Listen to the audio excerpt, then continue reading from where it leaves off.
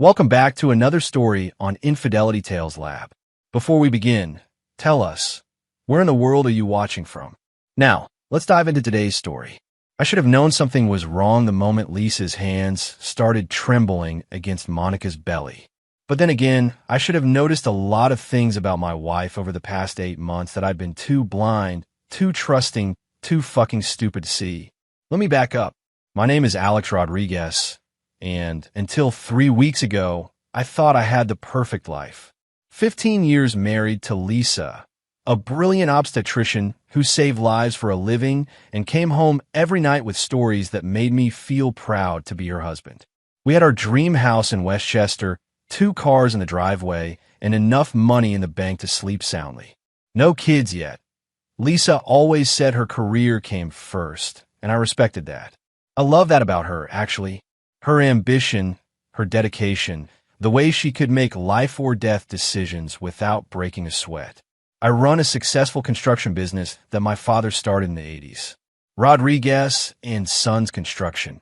Even though I'm an only child, Dad always believed in thinking big.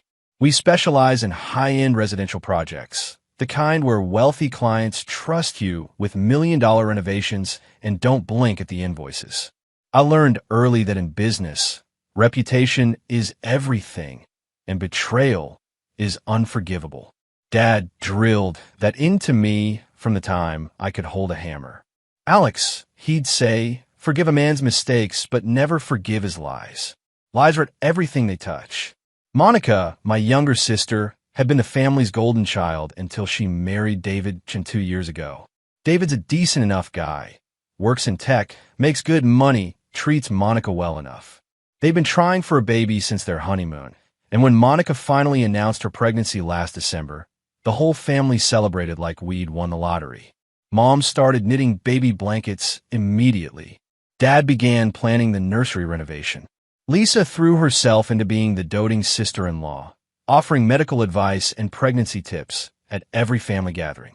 Looking back now, I realize how convenient it was that Monica's pregnancy coincided perfectly with Lisa working longer hours at the hospital.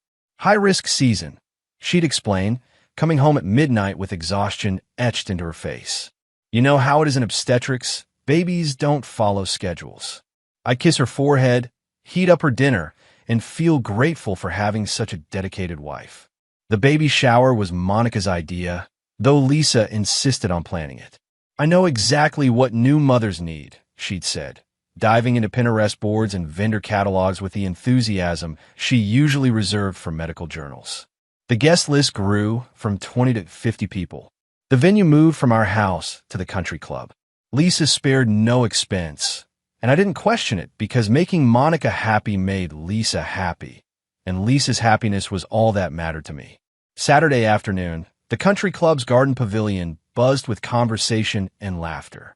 Monica glowed in a flowing blue dress that accentuated her round belly, accepting gifts and compliments with the grace of a practiced performer.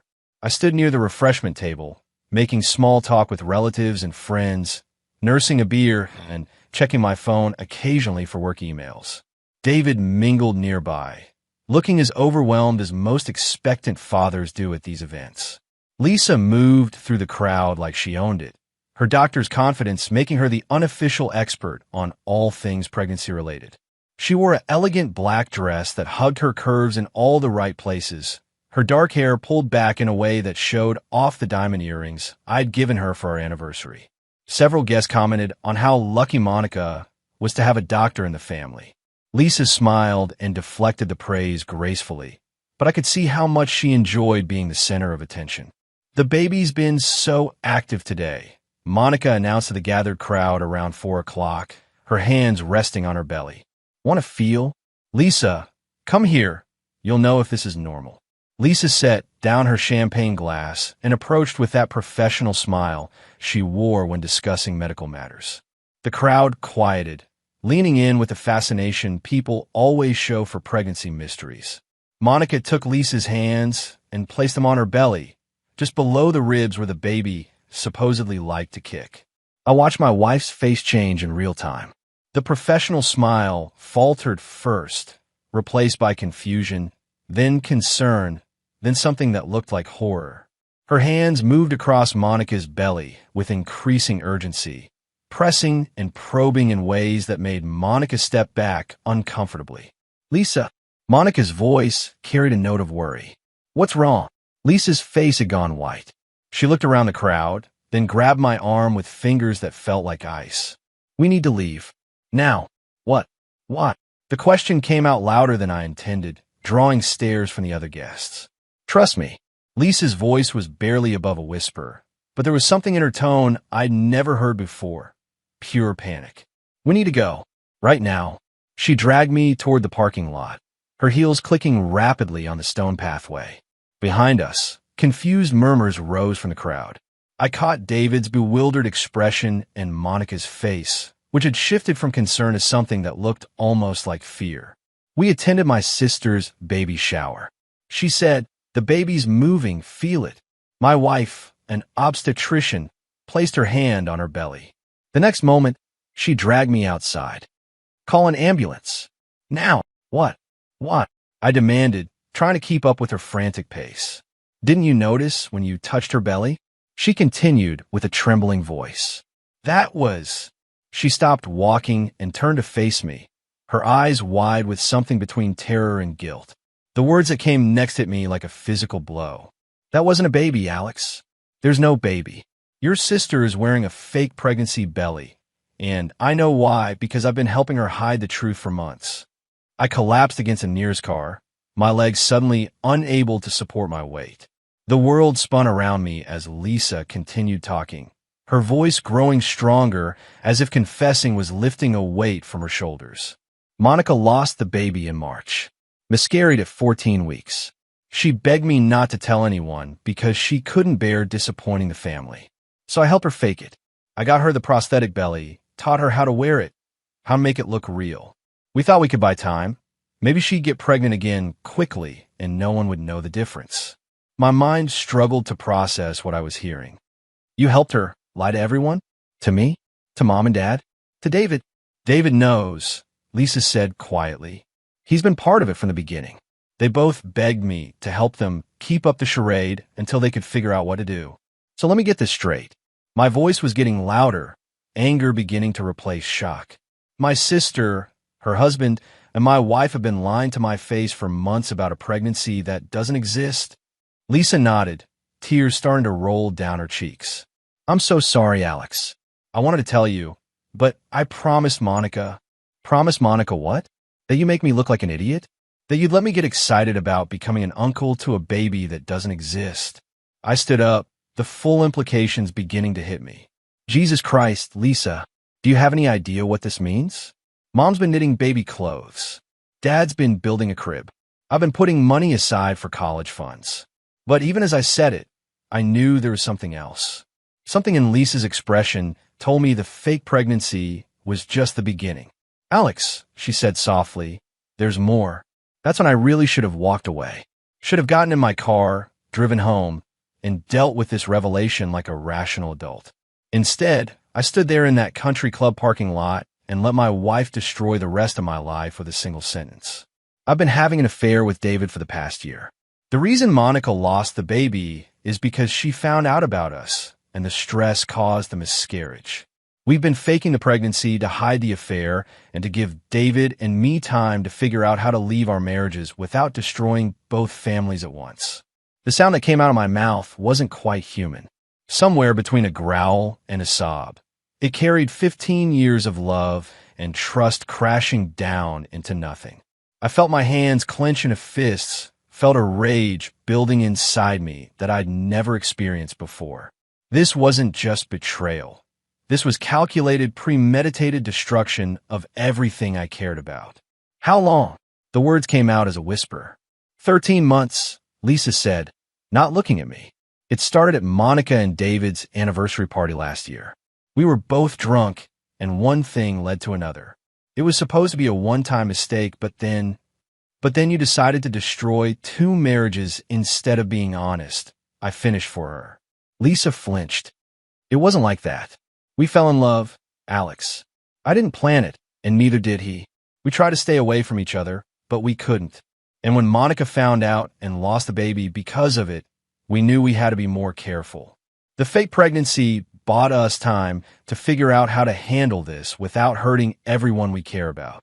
I stare at my wife, ex-wife, because she'd stopped being my wife the moment she touched another man, and felt something cold and final settle in my chest. This wasn't hurt or sadness or even anger anymore. This was something much more dangerous. Without hurting everyone you care about, I repeated slowly. So you decided to hurt me instead. Alex, please. No. I held up my hand. You're done talking. You're done lying. You're done pretending you give a shit about anyone but yourself. I turned and walked toward my truck, leaving Lisa standing in the parking lot. Behind me, I could hear her calling my name, but the sound seemed to come from very far away. My mind was already moving past the shock and hurt, already beginning to plan. Lisa had taught me something important in that parking lot. She taught me that the people you trust most are capable of the deepest betrayal. She taught me that love means nothing when weighed against selfishness. And most importantly, she taught me that some people only understand consequences, not forgiveness. My father's voice echoed in my head as I drove home. Forgive a man's mistakes, but never forgive his lies. I wouldn't be forgiving anyone. The drive home passed in a blur of rage and calculation. By the time I pulled into our driveway, I'd made several important decisions. First, I wasn't going to confront Lisa emotionally. Emotional confrontations were what she expected, what she'd probably prepared for. Second, I wasn't going to do anything rash that she could use against me in divorce proceedings. And third, I was going to make sure that everyone involved in this elaborate deception paid a price they'd never forget. Our house felt different when I walked inside. The family photos lining the hallway looked like evidence of a crime now. Lisa and me at our wedding, laughing at some joke I couldn't remember. Lisa at the hospital charity gala, elegant and professional. Monica's engagement photos, with David's arm around her waist, and both of them smiling like they had the world figured out. All of it was lies. I went to my office and pulled out a yellow legal pad. If 15 years of running a construction business had taught me anything, it was that complex problems required systematic solutions. At the top of the page, I wrote 3 names: Lisa Rodriguez, David Chun, Monica Rodriguez-Chin. Under each name, I began listing everything I knew about their lives, their routines, their vulnerabilities. Lisa arrived home an hour later, her key turning in the lock with the same soft click it had made thousands of times before. I heard her heels on the hardwood floor, heard her pause in the kitchen, probably looking for me.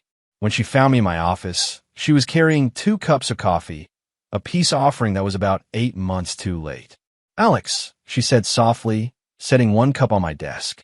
Can we talk? Sure, I said without looking up from my notes. But you should know that everything you say from this point forward will be used against you in divorce proceedings. She sat down in the chair across from my desk, the same chair where she used to review medical journals while I worked on construction estimates. You have every right to be angry. I'm not angry, I interrupted, finally looking at her. Angry is what you get when someone cuts you off in traffic or forgets to pick up milk. This is something else entirely. Lisa's makeup was smudged from crying, but her eyes were alert and calculating. She was in damage control mode now, trying to figure out how to minimize the destruction. What do you want me to say, Alex? That I'm sorry? That I didn't mean for it to happen? Because I'm sorry, and I didn't plan this. What I want you to say is nothing. What I want you to do is pack a bag and stay somewhere else tonight. Tomorrow morning, you're going to call Monica and David and tell them that the 3 of you are going to come clean to everyone about this elaborate lie you've been living. Alex, please. If this comes out, it'll destroy Monica. She's already been through so much with a miscarriage. Monica made her choice when she decided to fake a pregnancy instead of dealing with her grief like an adult. You made your choice when you decided to fuck her husband instead of working on your marriage. David made his choice when he decided to betray his wife and help her lie to her entire family. None of you get to avoid consequences because the truth is inconvenient. Lisa leaned forward, using the voice she probably used with difficult patience. I know you're hurt, and you have every right to be. But think about what you're asking.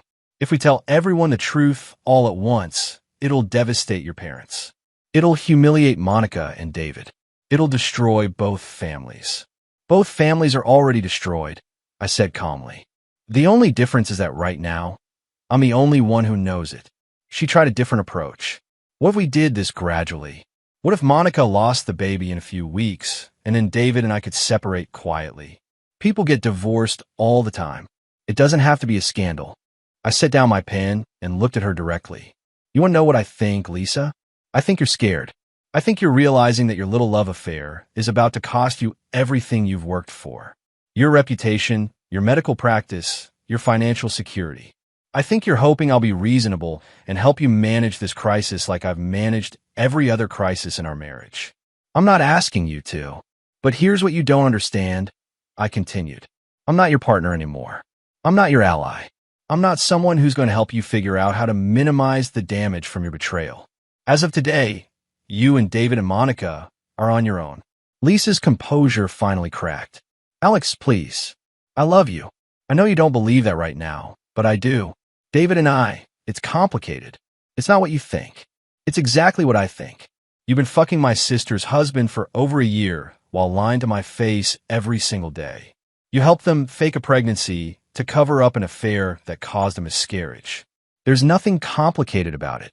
Tears started rolling down her cheeks again. If you ever loved me, please don't do this. Please give us a chance to make this right. The plea might have worked on the man I was yesterday. The man who trusted her, who believed in the goodness of people, who thought love conquered all. But that man had died in the country club parking lot.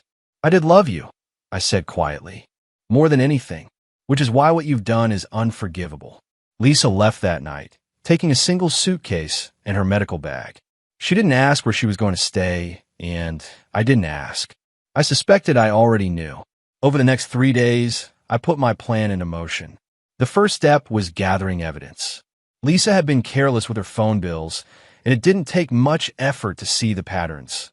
Hundreds of calls and texts to David's number at all hours of the day and night. Credit card statements showed hotel charges and restaurant bills that coincided with days when she'd claimed to be working late. Her laptop, which she'd left behind in her hurry to pack, contained email chains between her, David, and Monica discussing the fake pregnancy charade in detail. The second step was consulting with lawyers. I met with 3 different attorneys before finding Patricia Grimm, a divorce specialist who'd built her reputation on handling high-profile cases involving infidelity and fraud. Patricia was in her 50s, silver-haired, and ruthless in the way that only someone who'd seen too many lies could be. This is actually quite straightforward, Patricia said after reviewing my evidence. Your wife committed adultery, which affects property division in New York. The fake pregnancy adds an element of fraud and conspiracy that works in your favor. We can file for divorce on grounds of adultery and seek full enforcement of your prenuptial agreement. The prenup had been Lisa's idea, ironically. As a doctor, she'd wanted to protect her assets in case our marriage failed. It specified that in cases of adultery, the cheating spouse forfeited their claim to marital property and spousal support. At the time, I'd signed it readily because I trusted her completely. Now it was going to be her undoing. What about going after David? I asked. Patricia smiled, the first genuine smile I'd seen from her. New York allows you to sue for alienation of affection. We can go after him for damages related to the destruction of your marriage. Given his financial situation and the evidence you have, we could easily get a judgment in the mid-6 figures. And Monica? More complicated, since she's your sister and wasn't directly involved in the affair. But if we can prove she conspired to defraud you emotionally and financially, which the fake pregnancy evidence supports, we might have options there too. The third step was professional. Lisa worked at St. Mary's Hospital, one of the most prestigious medical facilities in the state. Her affair with David had involved using her medical expertise to help fake a pregnancy, which raised serious ethical questions about her fitness to practice medicine. I made copies of all the relevant evidence and sent them to the New York State Board of Medicine with a formal complaint. I also reached out to David's employer, a tech company that prided itself on ethical leadership and family values. David was a senior developer with access to sensitive systems and client data. Companies like his didn't appreciate employees who demonstrated poor judgment in their personal lives, especially when it involved elaborate deceptions and fraud. By Wednesday, the first consequences began to appear. Lisa called me in tears, saying that she'd been suspended from the hospital pending an investigation into ethical violations. David was being moved to a different department at work, while HR looked into character concerns raised by an anonymous tip. "Alex, please," Lisa begged over the phone. "I know you're angry, but this is destroying our careers. Can't we work something out? You destroyed your own careers when you decided to lie and cheat instead of being honest," I replied. "I'm just making sure everyone knows the truth about who you really are. What do you want from us? Money? An apology? We'll do anything. What I want is for you to face the consequences of your actions without trying to manipulate your way out of them. What I want is for you to understand that betrayal has a price." "Alex, you're scaring me. This isn't like you." She was right. The old Alex would have been devastated, but ultimately forgiving. The old Alex would have tried to work things out, gone to counseling, found a way to rebuild trust. But the old Alex had been a fool who believed in the goodness of people who didn't deserve his faith. "You're right," I said. The Alex he knew was weak. He was naive. He let people take advantage of his trust because he thought love meant never holding people accountable for their choices. That Alex is gone. The fourth step was social. I started making phone calls to family and friends, not to gossip or seek sympathy, but to control the narrative. I told them that Lisa and I were divorcing due to irreconcilable differences, and that there might be some difficult revelations coming out soon. I positioned myself as the reasonable party who was trying to handle a difficult situation with dignity. When my parents called asking for details, I was honest but measured. Lisa has been having an affair, and there are some other complications involving Monica that I can't discuss yet. I know this is shocking, and I know it's going to be hard on everyone, but I need you to trust me to handle this the right way." My mother cried. My father was silent for a long moment before saying, "What do you need from us, son?" "Just support. And when the whole story comes out, I need you to remember that I tried to do this quietly." By Friday, the pressure was clearly getting to them. Monica called me for the first time since the baby shower, her voice shaky and desperate. "Alex, we need to talk. All of us. This has gone too far." "I agree," I said. "Let's meet at the house tomorrow morning. You, David, Lisa, and me. We'll get everything out in the open." "Thank you," Monica said, relief evident in her voice. "Thank you for being reasonable about this." I hung up without correcting her assumption. There was nothing reasonable about what I was planning. Saturday morning, they arrived together, my wife, my sister, and my brother-in-law, looking like defendants arriving at a criminal trial. Monica was wearing loose clothing that couldn't completely hide the absence of her fake belly. Lisa looked exhausted, dark circles under her eyes, suggesting she hadn't slept much. David kept checking his phone, probably dealing with fallout from work.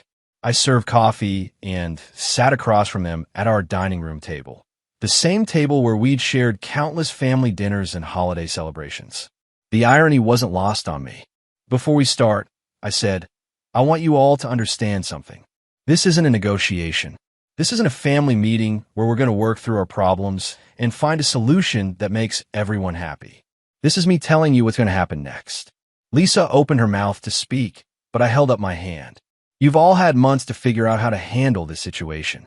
You chose lies, deception, and betrayal. You chose to protect yourselves at my expense. Now I'm choosing how to protect myself at your expense." I slid 3 manila envelopes across the table. "David, your envelope contains copies of all the evidence I've given to your HR department, along with documentation that I'll be filing an alienation of affection lawsuit against you on Monday. You're going to lose your job, and then you're going to lose a significant portion of your assets in civil court." David's face went white as he opened the envelope. "Alex, man, I know you're pissed, but..." "Monica," I continued without acknowledging him, "your envelope contains copies of everything I'm sending to Mom and Dad tomorrow, including Lisa's medical records showing that you lost your baby in March and have been faking a pregnancy ever since. It also includes a letter I'm sending to your church, your neighbors, and everyone who attended your baby shower, explaining why they won't be meeting your baby after all." Monica gasped, her hands shaking as she fumbled with the envelope. "Alex, you can't. The shame will kill Mom and Dad. Please, I'm begging you. Lisa, I said, sliding the final envelope to my wife, yours contains copies of everything I've sent to the medical board, along with the divorce papers Patricia filed yesterday. You're going to lose your medical license, your claim to any marital property, and any hope of spousal support. You're also going to discover that your professional malpractice insurance doesn't cover ethical violations related to fraud.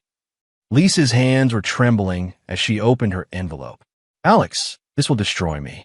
Everything I've worked for. Everything you worked for. I stood up, my voice rising for the first time. You think your career is more important than our marriage? You think your reputation matters more than the trust you destroyed? You think you deserve to keep the benefits of being a respected doctor while acting like a common liar and cheat? That's not what I meant. It's exactly what you meant. All three of you are sitting here worried about how this affects you. Your careers, your reputations, your comfort. None of you have apologized for what you did to me. None of you have acknowledged that your choices were wrong. You're just upset that there are consequences. David finally found his voice. Alex, I get that you're angry, but this is nuclear. You're talking about destroying all our lives over something that... Look, people make mistakes. People fall in love. It happens. I turned to look at him directly for the first time since he'd arrived. David was a smaller man than me, soft in the way that office workers often were, with the kind of face that suggested he'd never been in a real fight in his life. Looking at him now, I felt nothing but contempt. People make mistakes, I repeated slowly. Is that what you call a year-long affair? Is that what you call helping fake a pregnancy? Is that what you call lying to your wife's family for 8 months? Mistakes. You meant that you thought you could fuck my wife and lie to my face and never pay a price for it. You thought you were smarter than everyone else, that you could manage this situation without anyone getting hurt. But the only person who got hurt was me. And now you're surprised that I'm not grateful for your consideration. Monica tried a different approach. Alex, I know what we did was wrong, but please think about the family. Think about Mom and Dad. This will break their hearts. Mom and Dad's hearts are going to be broken no matter what, I said. The only question is whether they're broken by the truth or by more lies. I've decided they deserve the truth. But if you tell them gradually, Lisa started. No. My voice was flat, final. I'm done with gradual. I'm done with managing everyone else's feelings. I'm done with protecting people who didn't protect me. I walked to the window and looked out at the yard Lisa and I had landscaped together 3 years ago. We'd planted roses because they were her favorite flower. We'd installed a deck because I liked to grill. We talked about adding a swing set someday when we had children. All of it seemed like someone else's life now. Here's what's going to happen, I said without turning around. Monica, you're going to call Mom and Dad today and tell them the truth about the pregnancy. You're going to tell them about the affair. You're going to explain why you thought lying to them was better than dealing with your grief honestly. Alex, David, you're going to call your parents and explain why your marriage is ending and why you're about to lose your job. You're going to take responsibility for your choices instead of making Monica do all the emotional labor. Please, Lisa, you're going to move out of this house permanently. You're going to find somewhere else to live while we go through divorce proceedings. You're going to cooperate fully with the property division, and you're not going to contest the prenup you insisted on. I turned back to face them. All three looked like they'd been physically struck. And all of you are going to understand that this isn't cruelty. This isn't revenge. This is accountability.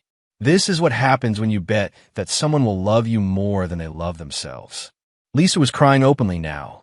Alex, I still love you. Despite everything, I love you. Can't that count for something? The question hit harder than I expected. For a moment, I could see the woman I'd fallen in love with 15 years ago, the brilliant and compassionate doctor who'd captured my heart completely. But that woman was a fiction now, a character she played while planning my destruction. Love isn't a feeling, Lisa. Love is a choice. It's choosing someone every day, even when it's difficult. It's being honest when the truth is hard. It's putting your partner's well-being above your own desires. You didn't love me. You loved the idea of having me as a safety net while you explored other options. That's not true. It's completely true. And the proof is that you're sitting here trying to negotiate your way out of consequences instead of accepting responsibility for what you've done. David stood up abruptly. Fine. You want to destroy everyone's life? Go ahead. But this isn't justice, Alex. This is just vindictive revenge from someone who can't handle being rejected. The words hung in the air for a moment. Then I smiled. The first genuine smile I'd felt in a week.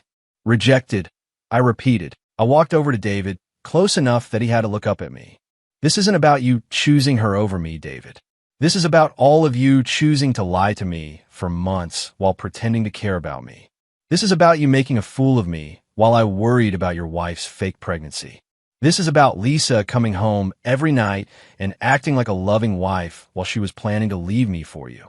I could see David's hands shaking slightly. He was scared, and he should be. So no, this isn't revenge. Revenge would be irrational and emotional. This is justice. This is making sure that people who destroy trust face the consequences of their choices. And the beautiful thing about consequences is that they don't require forgiveness or understanding or mercy. They just require truth. Monica stood up too, positioning herself between David and me. Alex, you're scaring us. This isn't who you are. You're right, I said, stepping back. This isn't who I was, but who I was got betrayed by the people he trusted most. Who I am now understands that some people only learn through consequences. They left together 20 minutes later, their envelopes clutched in their hands like summons to judgment.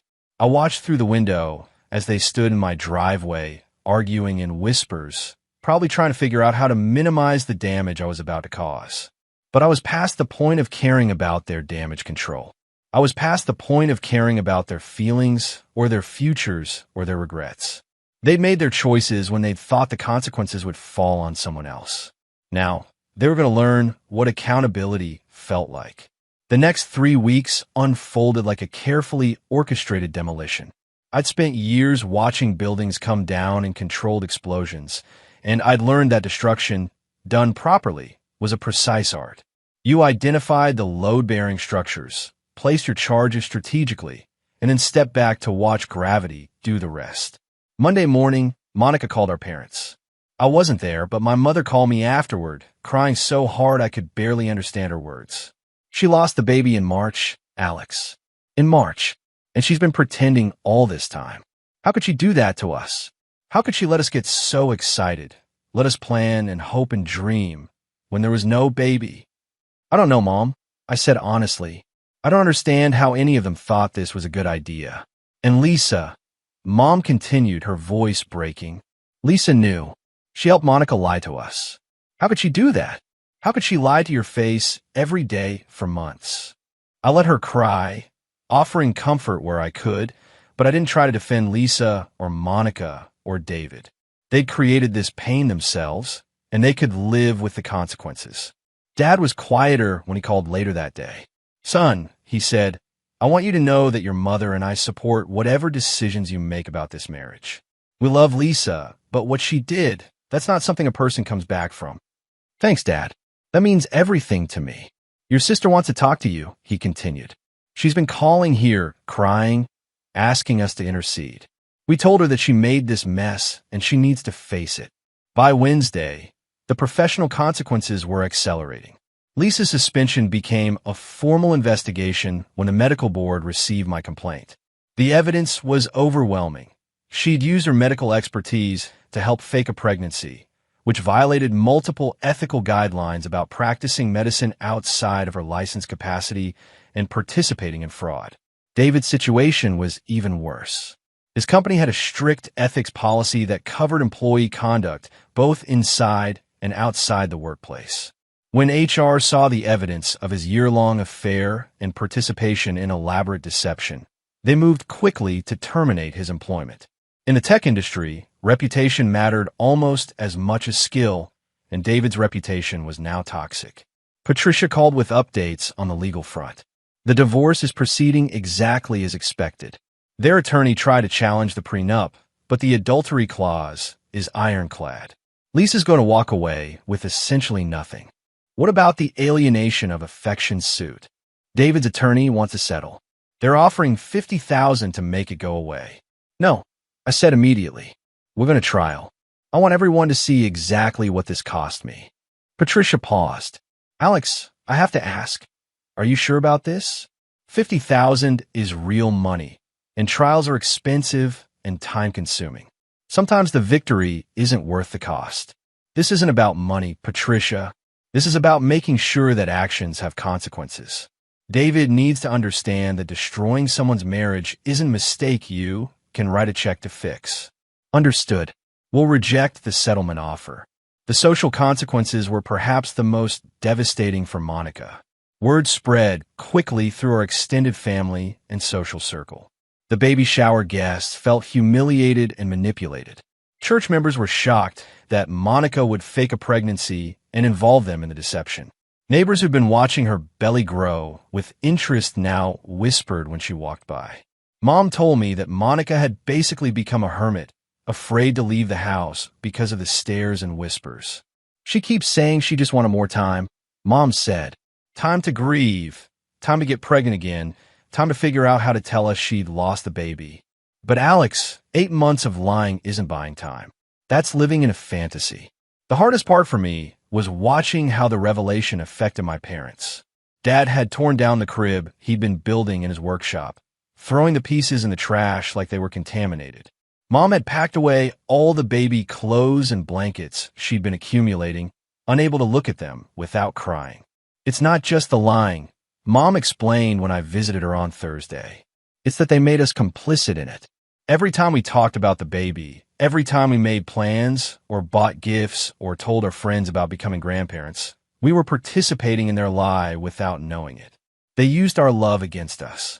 That was exactly right, and it crystallized something important for me. This wasn't just about betrayal between spouses or siblings.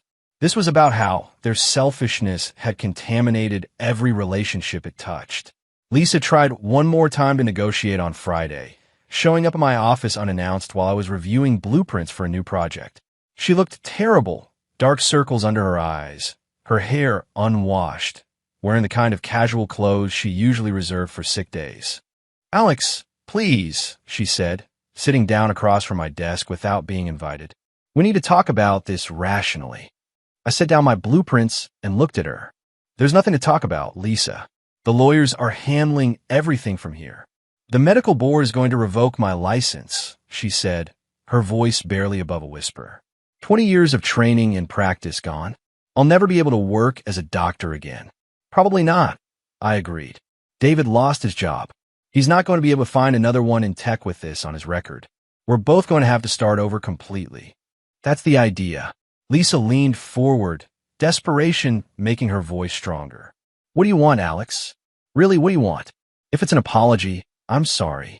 If it's money, we'll figure out how to pay you. If it's time apart, I'll move across the country. Just tell me what it would take for you to call off the dogs. I studied her face for a moment. There was something almost pathetic about the question, as if she still didn't understand what she'd done or why it mattered.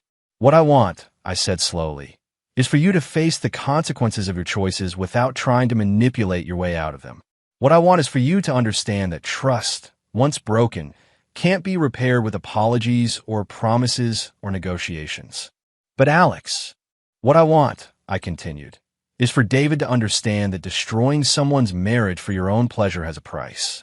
What I want is for Monica to understand that lying to people who love you isn't just a mistake. It's a betrayal that leaves permanent damage. Lisa was crying again. You're destroying all of us over something that, yes, it was wrong, but people make mistakes. People fall in love with the wrong person. People make bad decisions when they're emotional.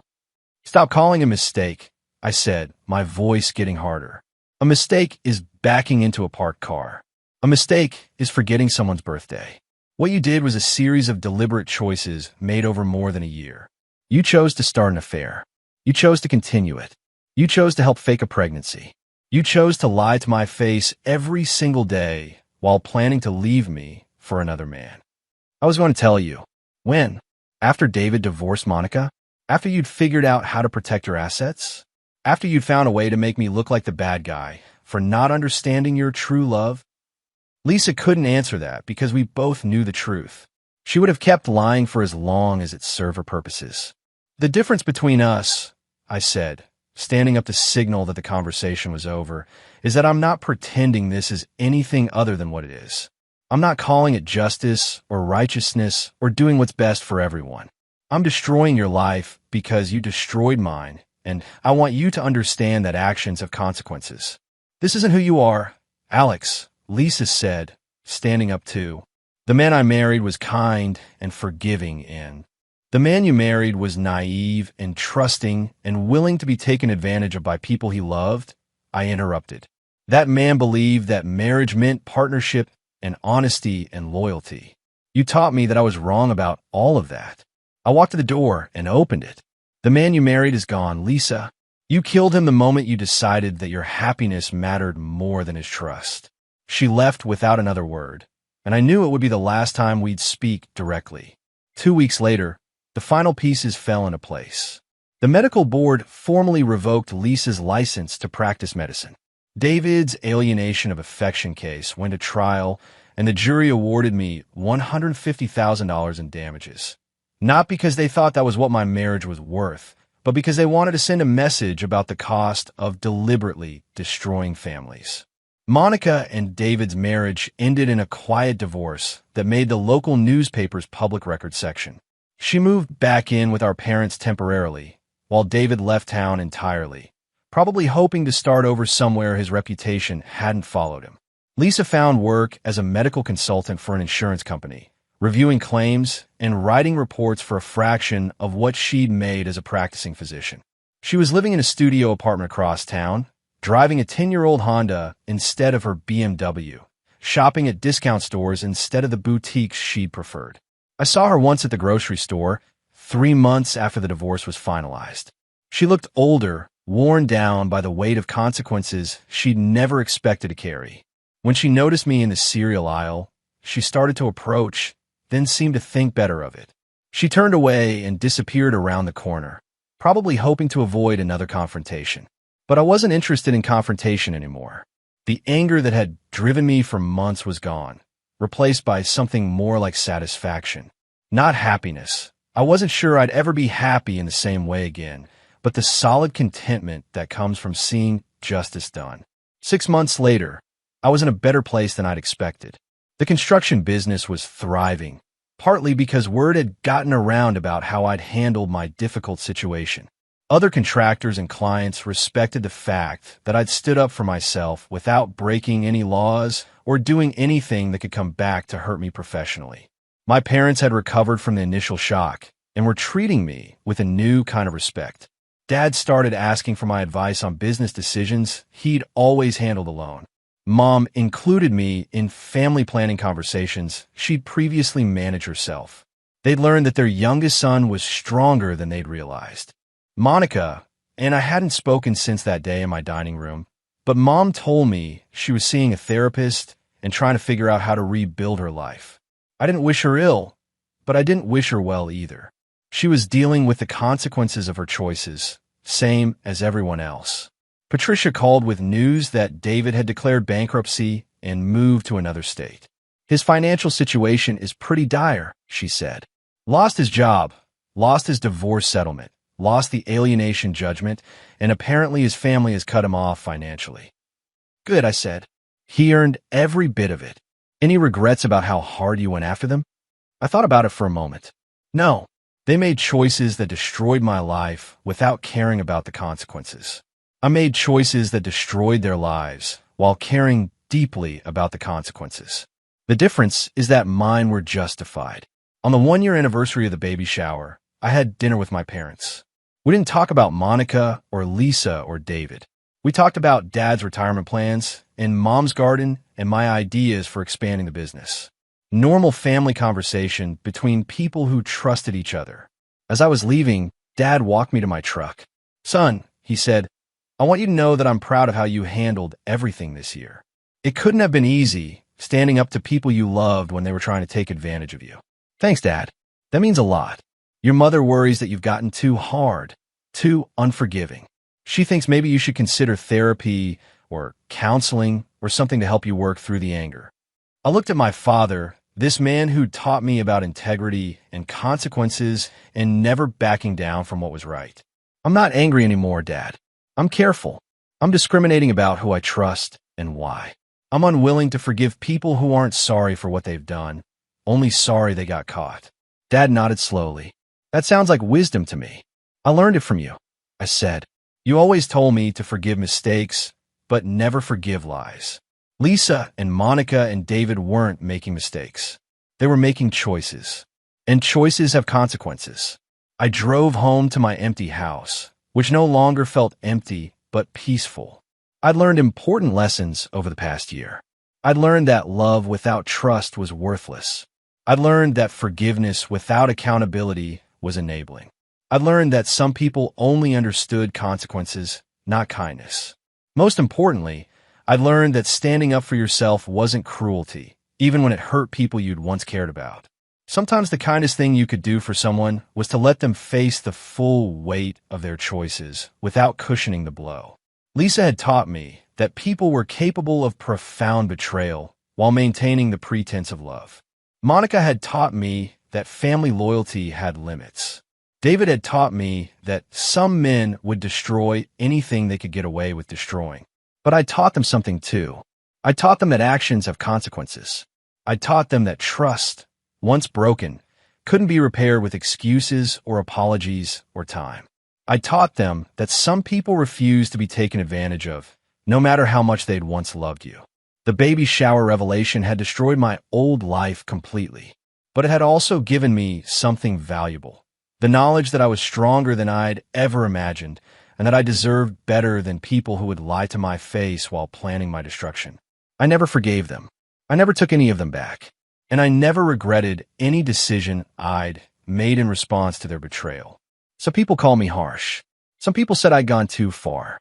Some people thought I should have been more understanding, more forgiving, more willing to work things out. But none of those people had lived through what I'd lived through. None of them had discovered that their entire life was built on lies told by people they trusted. None of them had to choose between accepting betrayal and fighting back against it. I chose to fight back, and I won. The baby shower had been meant to celebrate new life. Instead, it became the funeral for my old life and the birth of something harder but more honest. I'd learned to be ruthless when necessary, brutal when justified, and unforgiving when betrayal was involved. It wasn't the life I'd planned, but it was the life I'd earned. And unlike the life I'd lost, this one was built on truth instead of lies. That made all the difference. And there you have it. Another story comes to an end. What did you think? I'd love to hear your thoughts in the comments below. If you enjoy this story, consider joining our community by subscribing. It means the world to us. For more stories like this one, check out the recommended videos on screen. And I'll see you there. Hello and welcome to Infidelity Tales Lab. Your support means everything to us. We'd love to know, which geographical location are you joining from today?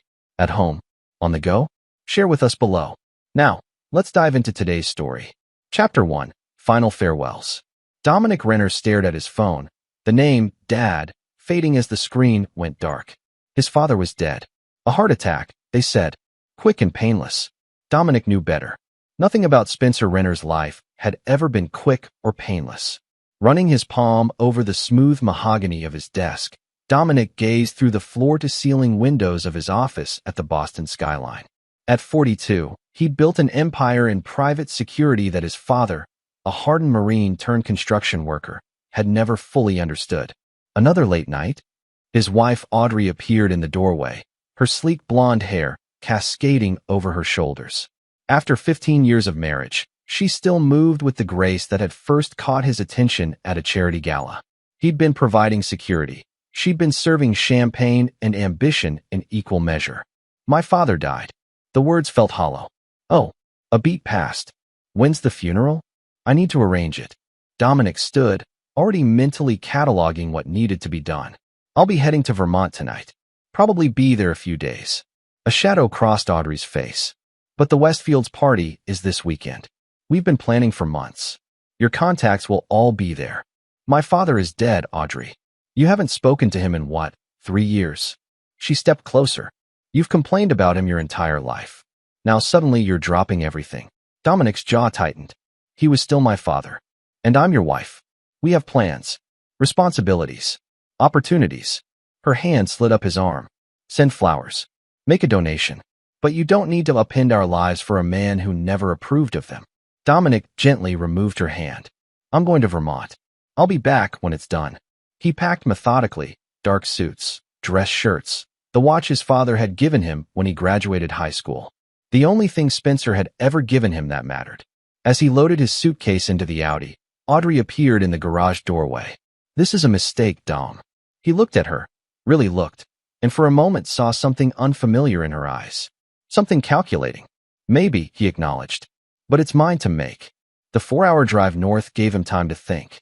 About his father, the man who'd raised him alone after his mother's death, with all the tenderness of a drill sergeant. About their last argument, when Spencer had unexpectedly shown up at Dominic's office.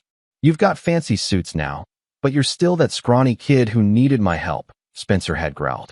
I built this company from nothing, Dominic had countered. Nothing? I put food in your mouth. I put ambition in your heart. Everything you were started with me. They hadn't spoken since.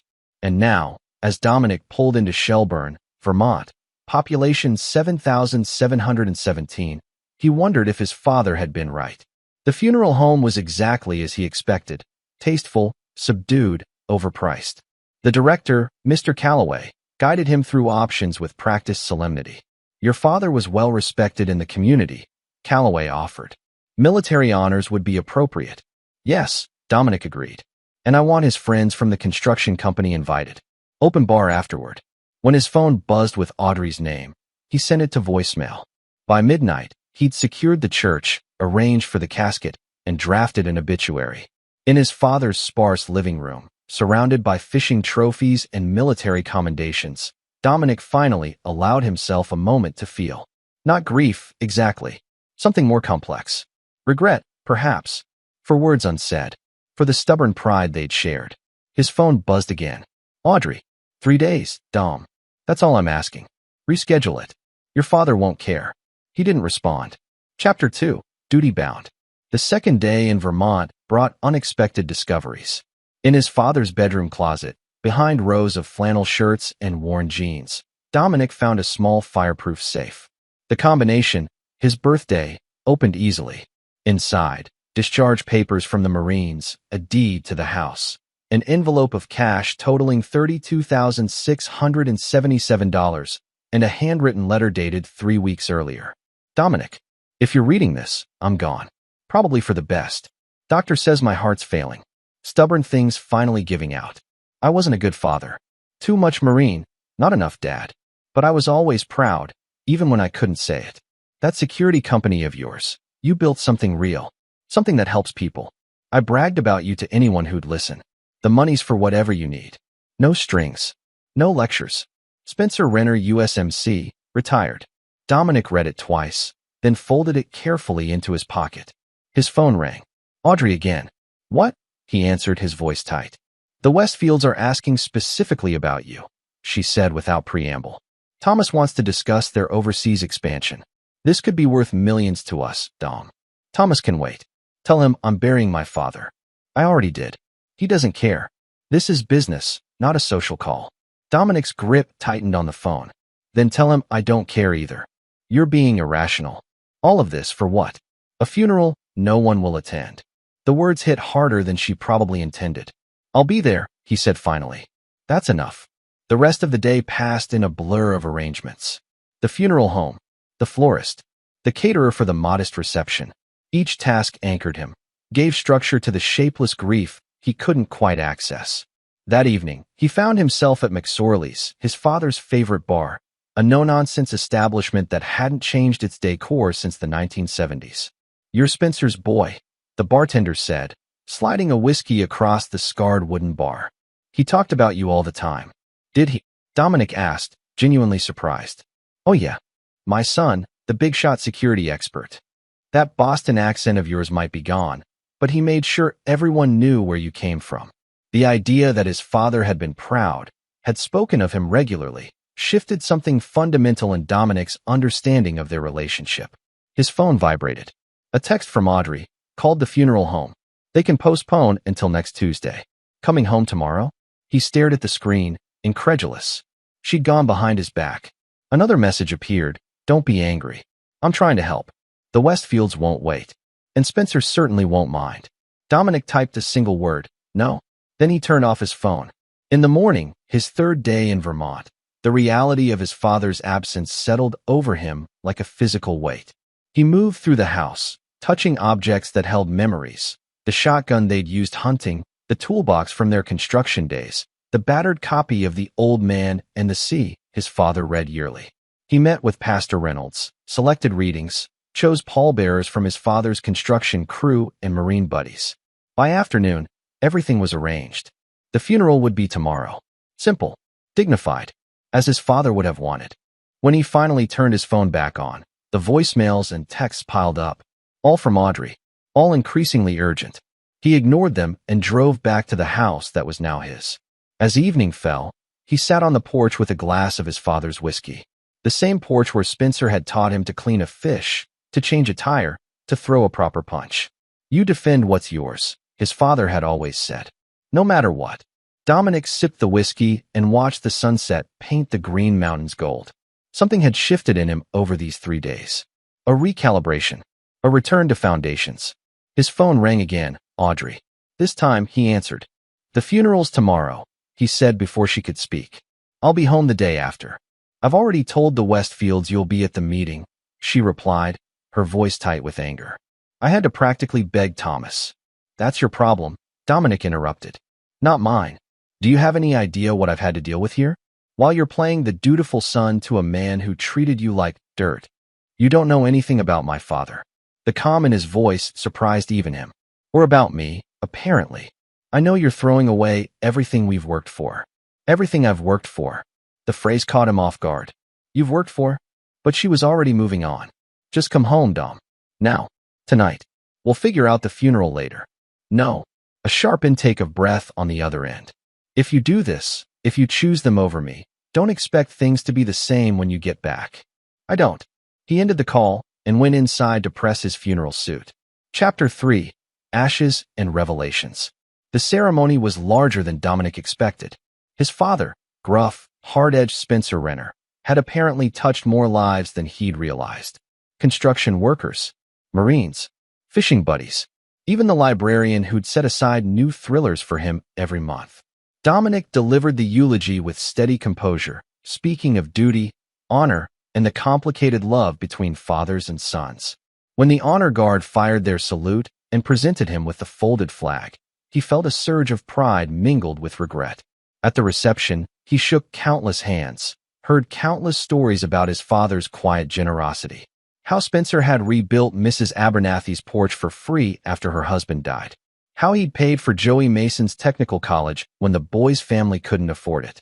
He was always saying how his son taught him about giving back, Mrs. Abernathy told him, patting his hand. Said you showed him there was more than one way to be strong. Each revelation was another piece of a puzzle Dominic had never properly assembled. By evening, as the last guests departed the American Legion Hall, he felt both drained and strangely at peace. He'd done his duty, honored his father. Tomorrow, he would return to Boston and face whatever waited. But when he reached his father's house now, his phone rang. An unknown number. Dominic Renner, he answered. Dominic. Thank God. The voice was familiar but unexpected. It's Harold. Harold Whitford. Audrey's father. Dominic's grip tightened on the phone. He hadn't spoken to his father-in-law in years. Not since the man had tried to leverage their connection for a government contract. What can I do for you, Harold? It's Audrey. She's, a hesitation. She's not well, Dominic. She's making terrible decisions. When are you coming home? Tomorrow. What's happened? She's moved him into your house. That Westfield boy, Thomas, says you two are finished. The words landed like body blows. Thomas Westfield, the client she'd been so desperate for him to meet. How long? Dominic asked, his voice deceptively calm. Months. Maybe longer. I tried to talk sense into her, but... Harold's voice cracked. She's threatening to sell her shares in your company to him. Says he's going to be her new business partner. Dominic closed his eyes, pieces clicking into place. The insistence on the meeting. The urgency. The accusation. You chose them over me. Why are you telling me this, Harold? You've never cared about my marriage before. Because she's destroying herself, Harold said. And because Thomas Westfield is dangerous. The rumors about his business practices, the women who've accused him. I may not have been supportive of your marriage, but I never wanted to see my daughter ruined. What exactly do you want from me? Come home. Stop her before it's too late. Dominic thought of his father's words. You defend what's yours. No matter what. I'll be there tomorrow, he said. But not to save her. After hanging up, he sat in his father's chair, staring at the urn he'd placed on the mantel. The ashes of a complicated man. A man who, in the end, had been proud of his son. I hear you, Dad, he whispered. Loud and clear. In the morning, he packed methodically. His clothes, his father's letter, the flag from the funeral. The cash from the safe he divided. Half to Pastor Reynolds for the church roof. Half to McSorley's for an annual round of drinks in his father's name. The drive back to Boston gave him time to plan. Not in anger. Not in haste. But with the methodical precision that had built his security empire. By the time he reached the outskirts of the city, he knew exactly what he would do. The house, their house, sat in Boston's affluent Beacon Hill neighborhood. Dominic parked across the street, watching. Thomas Westfield's Bentley occupied his usual parking spot. Lights glowed warmly in the living room windows. He entered silently, using the side door, and heard them in the kitchen. Laughter, the clink of wine glasses, the casual intimacy of lovers who believed themselves safe. The security system hadn't been changed. Why would it be? Audrey had never bothered to learn how it worked. I still can't believe he just left, Thomas was saying. For a funeral, of all things. Dom's always been sentimental about family, Audrey replied. It's his weakness. Well, his weakness is our opportunity. Once the board sees the Westfield proposal.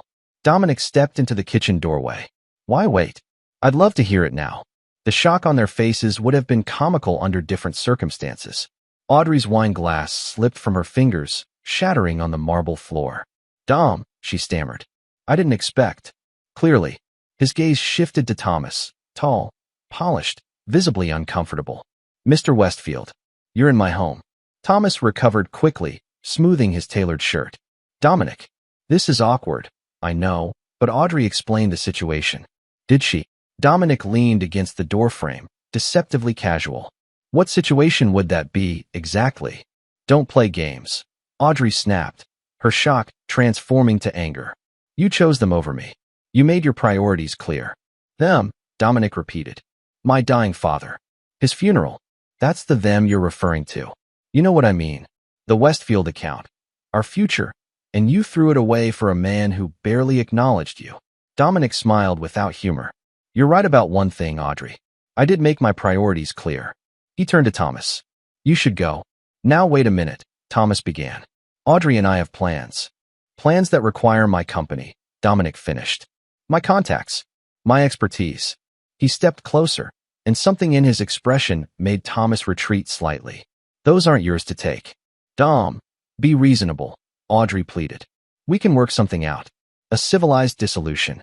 My father taught me many things, Dominic said, his voice terrifyingly quiet. Chief among them, you defend what's yours. No matter what. The silence that followed was absolute. You have until morning to get out, he told Audrey. Take what you brought into this marriage. Nothing more. You can't do this, she whispered. I already have. He turned to leave, then paused. Oh, and Thomas, your reputation precedes you. Those rumors about your business practices, the women who've accused you. I wonder how your board would react to concrete evidence. Thomas paled. What evidence? There's nothing. I'm in the security business. Dominic's smile was cold. Information is my currency, and I've been collecting for years. As he walked out, Audrey called after him. Where are you going? To honor my father, he replied without turning, and to prepare for what comes next. Chapter 4. The Inheritance of Scars. Dominic checked into the Four Seasons, ordered room service, and opened his laptop. The encryption on his private server, a system he designed himself, unlocked with his fingerprint and a 16-character password. Inside was the accumulated intelligence of years running Renner Security International. Not just client files, but insurance, information on competitors, corrupt officials, ambitious executives. People like Thomas Westfield. His phone buzzed, a text from Audrey. You're being irrational. Let's talk when you've calmed down. He didn't respond. Instead, he called his second-in-command, Maya Harrison. I need you to secure the office, he said without preamble when she answered. Change all access codes. Freeze all executive authorizations except yours and mine.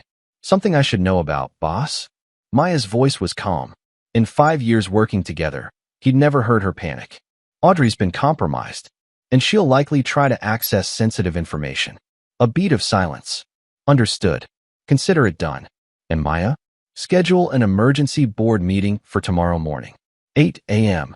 He hung up and turned back to his laptop, searching for a specific file, Thomas Westfield. The dossier was comprehensive: financial records, communication logs, behavioral reports. Nothing illegal in Dominic's possession of it.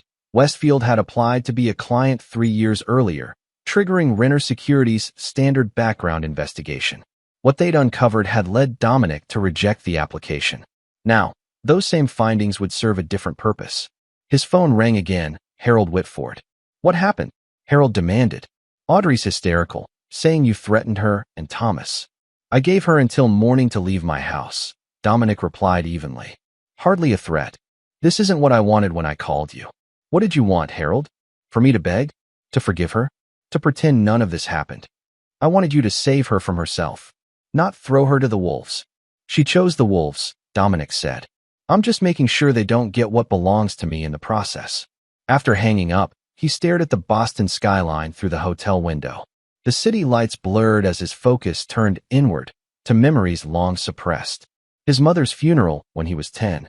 His father, stoic in uniform, teaching him that men don't cry in public.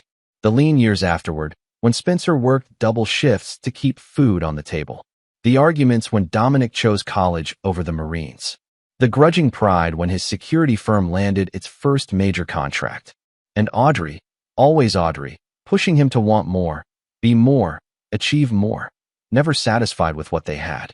You need to schmooze more clients, Dom. Your expertise isn't enough. This house is fine, but imagine what connections we'd make in Beacon Hill. Your father doesn't understand our world. Why do you even bother trying to impress him? Had she ever loved him? Or had he simply been a vehicle for her ambitions? His phone buzzed with another text, not Audrey this time, but a Boston number he didn't recognize. You don't know me, but I know Thomas Westfield. We should talk. Mariah Voss. Dominic hesitated, then searched the name online. Mariah Voss, former financial analyst at Westfield Enterprises. Left suddenly 3 years ago. No public statement on her departure. He called the number. Mr. Renner, a woman's voice answered. Thank you for calling back. How did you get my number, Ms. Voss? I have friends at your company. They suggested you might be interested in what I know about Thomas Westfield. And what would that be? Not over the phone. She paused. Can you meet tomorrow? Trident Booksellers on Newberry. Noon. I'll be there. The morning brought a flurry of activity. The board meeting. Security protocols. Legal preparations.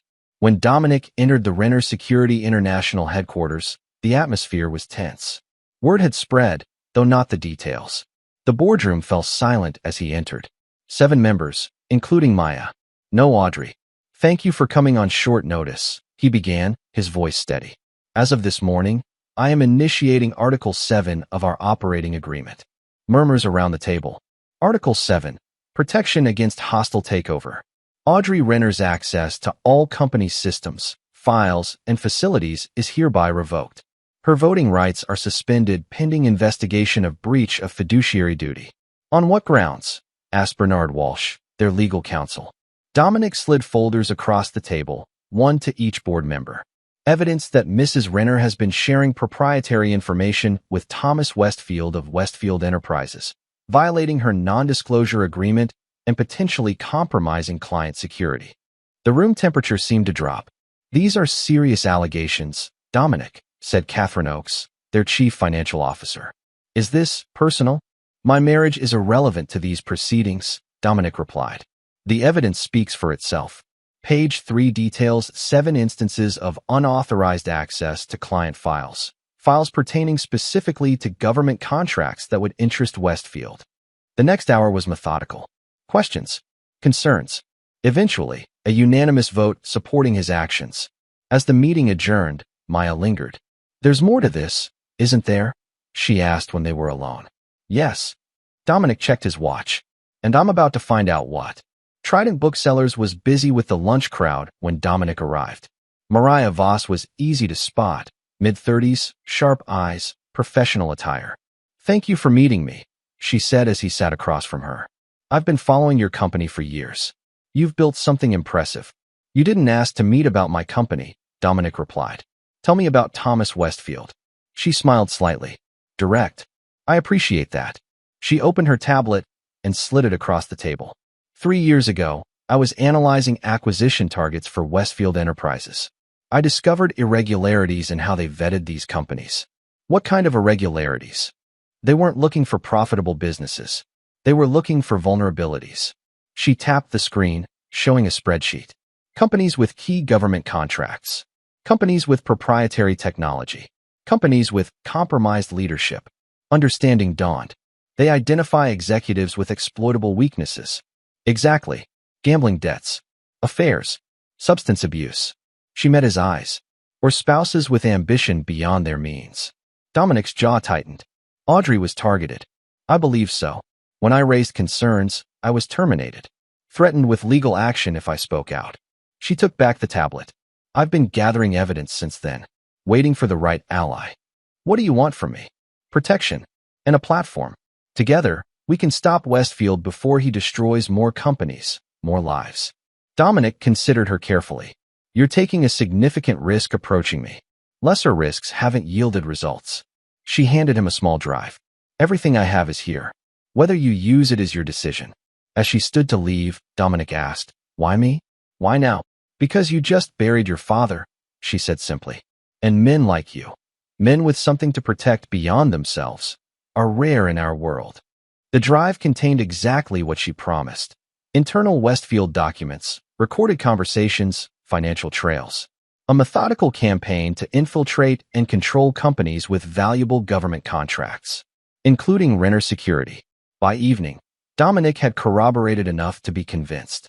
This wasn't just about his marriage. It was about a systematic attack on everything he'd built. His phone rang. Audrey again. This time, he answered.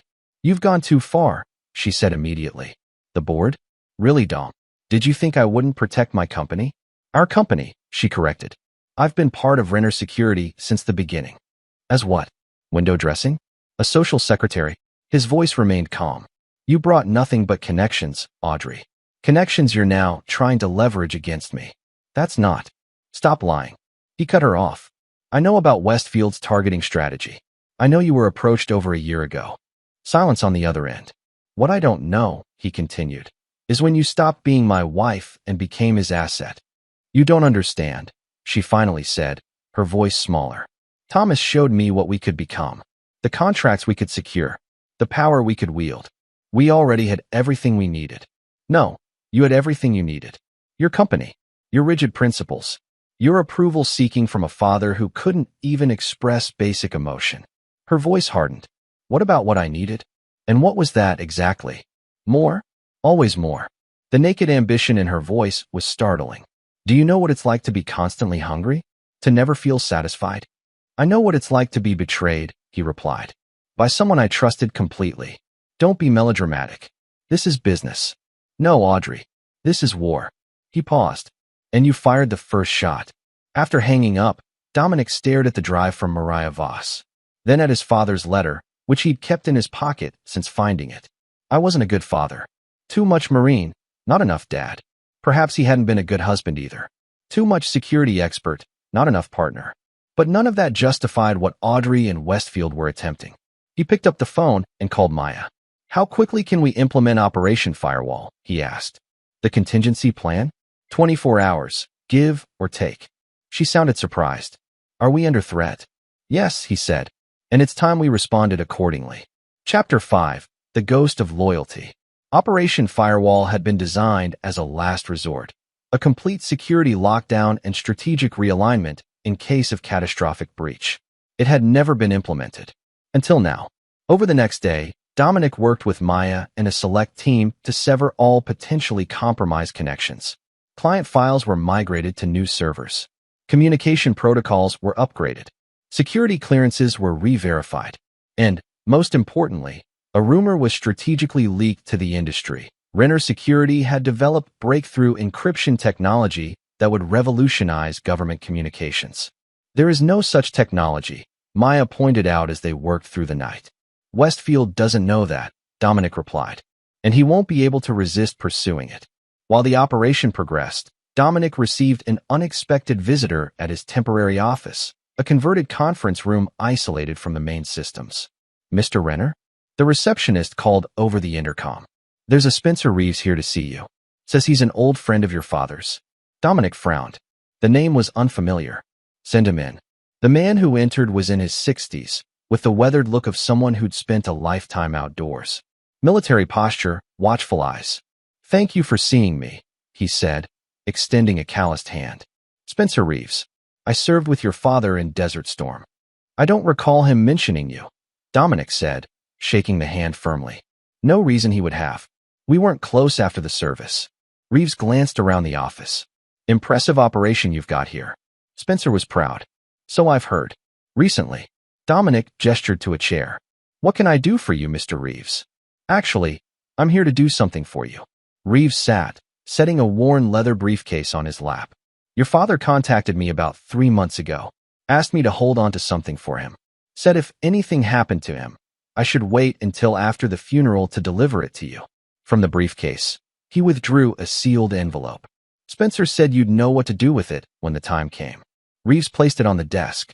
Also said to tell you, the ghosts are always watching. Dominic stared at the envelope. What does that mean? Marines speak. In our unit, ghosts were the eyes you couldn't see. The surveillance you never detected until it was too late. Reeves stood. Your father was a good man, Dominic. Tough as hell, but good. Whatever's in that envelope, he meant it to protect you. After Reeves left, Dominic opened the envelope with careful precision. Inside was a small flash drive and a handwritten note.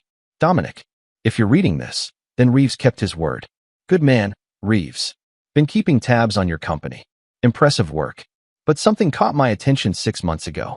Someone asking questions about you in places they shouldn't be. Military contacts. Former associates. Looking for pressure points. I did some digging. The drive has what I found. Not much. I'm an old man with limited resources. But enough to point you in the right direction. Trust your instincts. They've gotten you this far. Dad. P.S. Your mother would be proud too. The drive contains surveillance photos, recorded conversations, notes. All tracking the same target, Thomas Westfield. Investigating Dominic's background, his business, his vulnerabilities. Most damning was a recorded conversation between Westfield and an unidentified woman, dated 14 months earlier. Renner's the key to the DARPA contracts, Westfield was saying. His company has the security clearance we need. He won't sell, the woman replied. Voice distorted, but familiar. Everyone has a price. Not Dominic. He built Renner's security from nothing. It's his legacy. Then we find another way in. Through you, perhaps. That would take time. We have time. And motivation. A pause. 10 million guaranteed. Plus a position on my executive team. All you have to do is help me acquire what's already half yours. Dominic played the recording twice, his expression hardening. The woman was Audrey, her speech patterns unmistakable despite the distortion. His father had known, had been investigating, had been protecting him, even in their estrangement. The ghosts are always watching. He called Maya immediately. Change of plans, he said when she answered. I need a complete background check on everyone who's had contact with Audrey in the last 18 months. And I need to know where Thomas Westfield was 3 nights ago when I came home early. That's a lot of surveillance data to sort through. Focus on Beacon Hill first. Specifically, any vehicles registered to Westfield Enterprises. While Maya worked, Dominic contacted Mariah Voss. I need more, he said when she answered. Financial transactions between Westfield and my wife. Communication records. Anything that establishes a timeline. I suspected this went deeper than business, she replied. I'll send what I have within the hour. By nightfall, the picture was devastatingly clear. Audrey had been recruited by Westfield 14 months earlier. Their affair had begun shortly after. And the target had always been Renner Security's government contracts, particularly the recent DARPA cybersecurity initiative worth $350 million.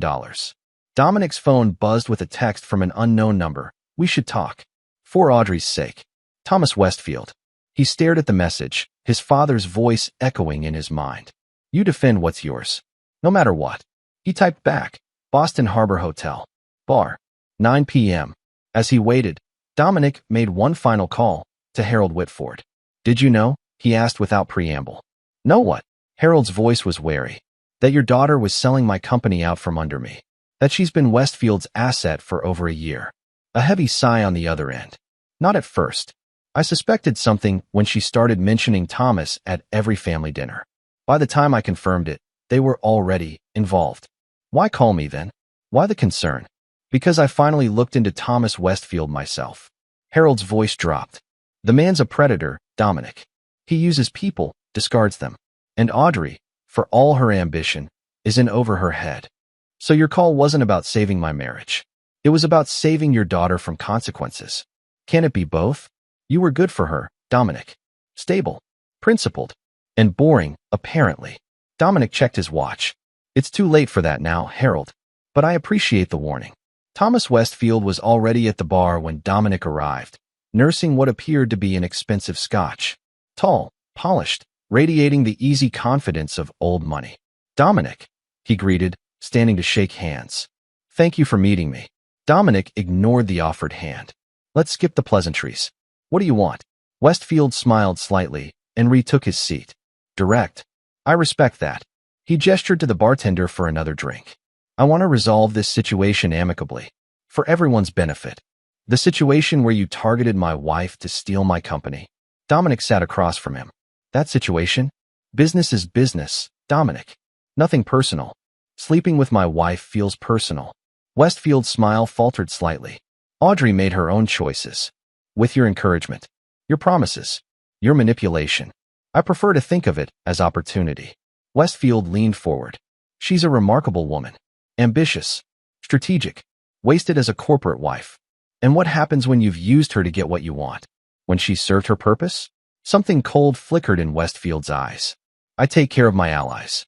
Like Mariah Voss." The name landed like a physical blow. Westfield's composure cracked, just for a moment. Mariah was unstable, made accusations that couldn't be substantiated. She kept records, Thomas. Detailed ones. Dominic watched him carefully. "Just like I do. Whatever you think you have." "I have enough," Dominic interrupted. "Enough to block any attempt to acquire my company. Enough to trigger federal investigations into your business practices. Enough to end you." Westfield's calculated charm vanished, replaced by something harder. "You're bluffing." "Am I?" Dominic stood. "You targeted the wrong man, Thomas. And the wrong company.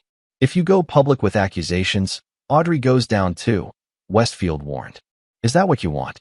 To destroy your wife?" "Ex-wife," Dominic corrected. "And she made her choice. Now I'm making mine." As he turned to leave, Westfield called after him. "This isn't over, Renner." Dominic looked back, his expression impassive. "Actually, it's just beginning." Chapter 6, Blood and Strategy. The next morning, Dominic called a second emergency board meeting. This time, he laid out everything. Westfield's targeting strategy, Audrey's complicity, the evidence his father and Mariah Voss had compiled. "As of this moment, we are under active corporate attack," he concluded. "We need to respond accordingly." The boardroom was silent for a long moment. Then Catherine Oakes spoke. "What are you proposing exactly?" "A controlled counteroffensive," Dominic replied. "We feed Westfield exactly what he wants. Access to what he believes is our breakthrough encryption technology." "But there is no breakthrough," Bernard Walsh pointed out. "Westfield doesn't know that. He'll deploy resources to acquire and reverse engineer something that doesn't exist. Meanwhile, we use his distraction to secure the DARPA contract permanently." "And Audrey?" Maya asked quietly. "Mrs. Renner will be removed from the company completely. Her shares purchased at market value, as per our bylaws in cases of malfeasance." The vote was unanimous. Operation Firewall would proceed, with the added element of deliberate misinformation, what the military called a honeypot. As the meeting adjourned, Dominic's phone buzzed with a text from Audrey. "We need to talk. Please. It's not what you think." He didn't respond. Instead, he met with his legal team to initiate divorce proceedings, citing irreconcilable differences and breach of fiduciary duty. The prenuptial agreement was clear. In cases of infidelity, the offending party forfeited rights to company assets. By afternoon, the machinery of separation was in motion: personal, professional, financial.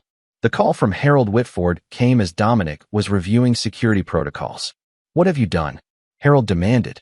"Audrey just received divorce papers." Did she expect something different? She expected a chance to explain, to work things out. "There's nothing to work out," Dominic replied evenly. "She conspired with Westfield to steal my company. She moved him into my home. She made her choice." People make mistakes, Dominic, especially when they're manipulated by someone like Thomas. This wasn't a mistake, Harold. It was a calculated betrayal. Over 14 months of deception. Silence on the other end. "I'm not the villain here," Dominic continued. "I'm protecting what I built. What my father taught me to value." "Your father," Harold scoffed. "The man who couldn't even tell you he was proud until he was dead." The words hit harder than Harold probably intended. "At least he was honest," Dominic replied. "Unlike your daughter." After hanging up, Dominic stared at his father's letter, still carried in his pocket, increasingly worn at the folds. "I wasn't a good father. Too much marine, not enough dad. But I was always proud, even when I couldn't say it." Perhaps that was the real inheritance. Not the house or the money, but the example. The commitment to principles. The willingness to fight for what mattered. His phone rang again. "Maya." "Westfield took the bait," she said without preamble. "His team just requested a demonstration of the breakthrough technology for potential investment." "Perfect. Schedule it for next week. Maximum security protocols, full documentation of everyone who attends. And if they try to steal it during the demonstration?" "That's exactly what we want," Dominic replied. "Corporate espionage carries federal penalties, especially when it involves technology supposedly designed for DARPA." As evening fell, Dominic returned to the Four Seasons, now his temporary residence until the divorce was finalized. In the hotel bar, he spotted a familiar face, Mariah Voss, nursing a glass of wine. "Celebrating?" he asked, taking the seat across from her. "Observing," she corrected. The word's out that Renner Security has revolutionary encryption technology. Westfield's people are scrambling to position themselves. "Good. It won't be enough, you know." She studied him over her glass. "Westfield has contingencies for his contingencies." "And your wife?" "Ex-wife," Dominic corrected. "She knows your company intimately. Your methods. Your weaknesses. What are you suggesting?" Mariah set down her wine. "That standard corporate warfare won't be sufficient. Westfield doesn't just want your technology or your contracts. He wants to absorb your entire operation, your reputation, your legacy. And to do that, he needs me out of the way." "Precisely." She leaned forward. "How far are you willing to go to protect what's yours?" The question echoed his father's words so precisely that Dominic almost smiled. "What did you have in mind?" "A more personal approach."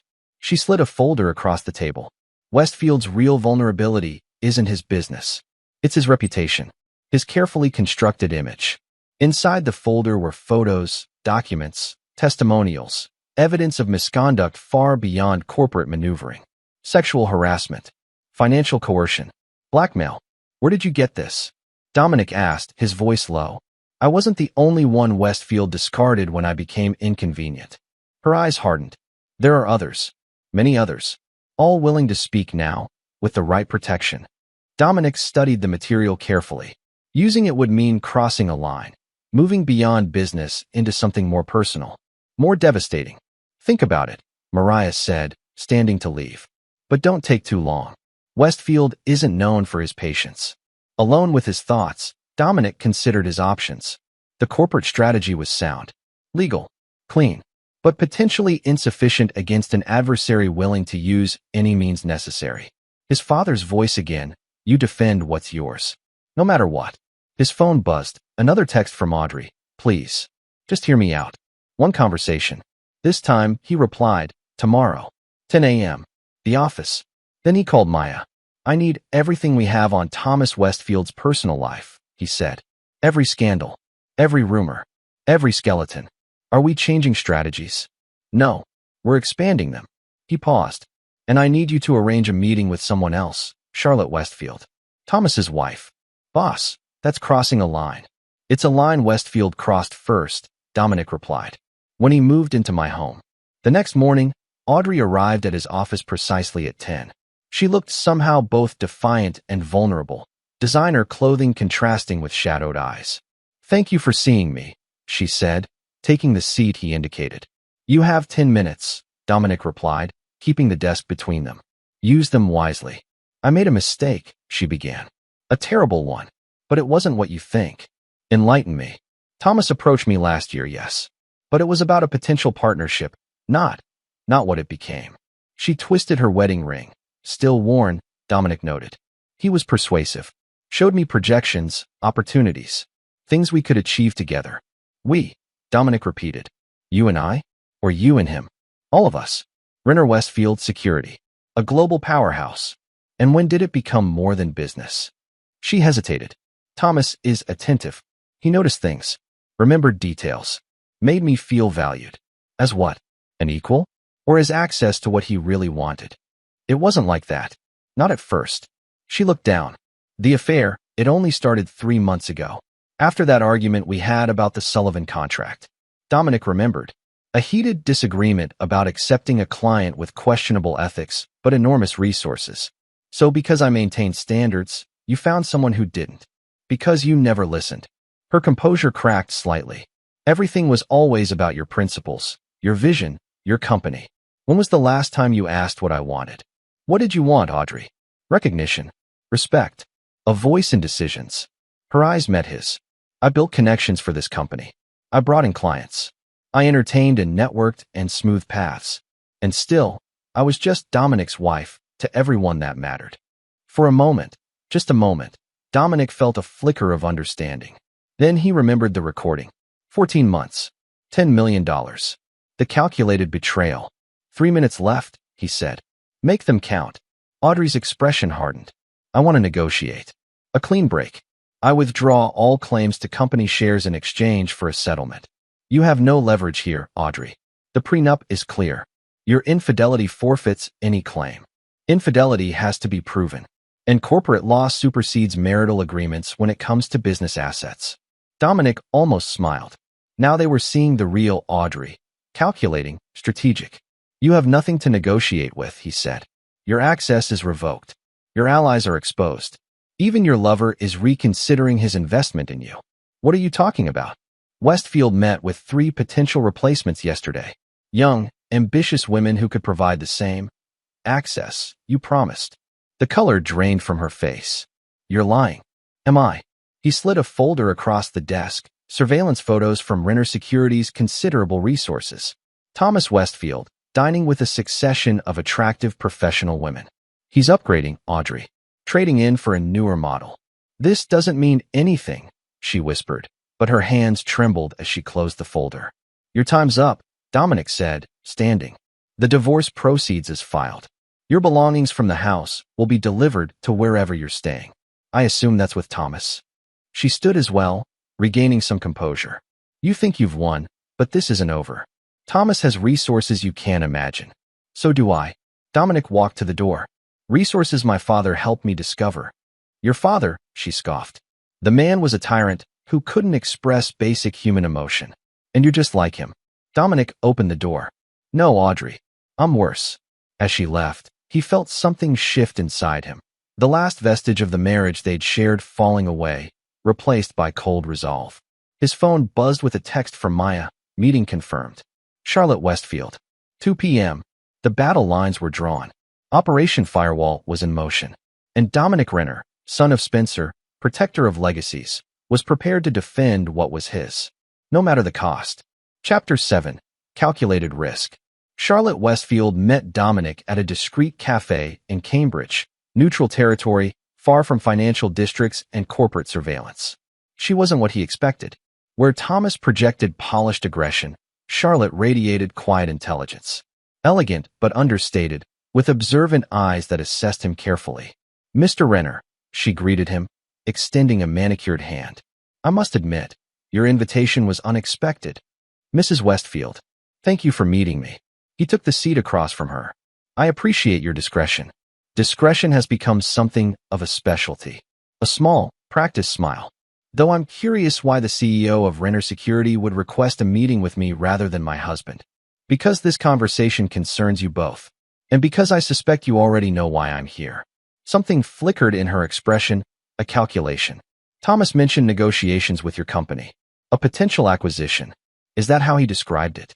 Dominic asked mildly. An acquisition? Among other things. She stirred her tea with measured precision. Thomas has many business interests, including my wife. Charlotte's stirring paused briefly, then resumed. I don't involve myself in Thomas's professional relationships. Professional. Dominic let the word hang between them. Is that what we're calling it? Mr. Renner, I'm sure you didn't invite me here to discuss marital politics. Why don't we get to the point? Very well.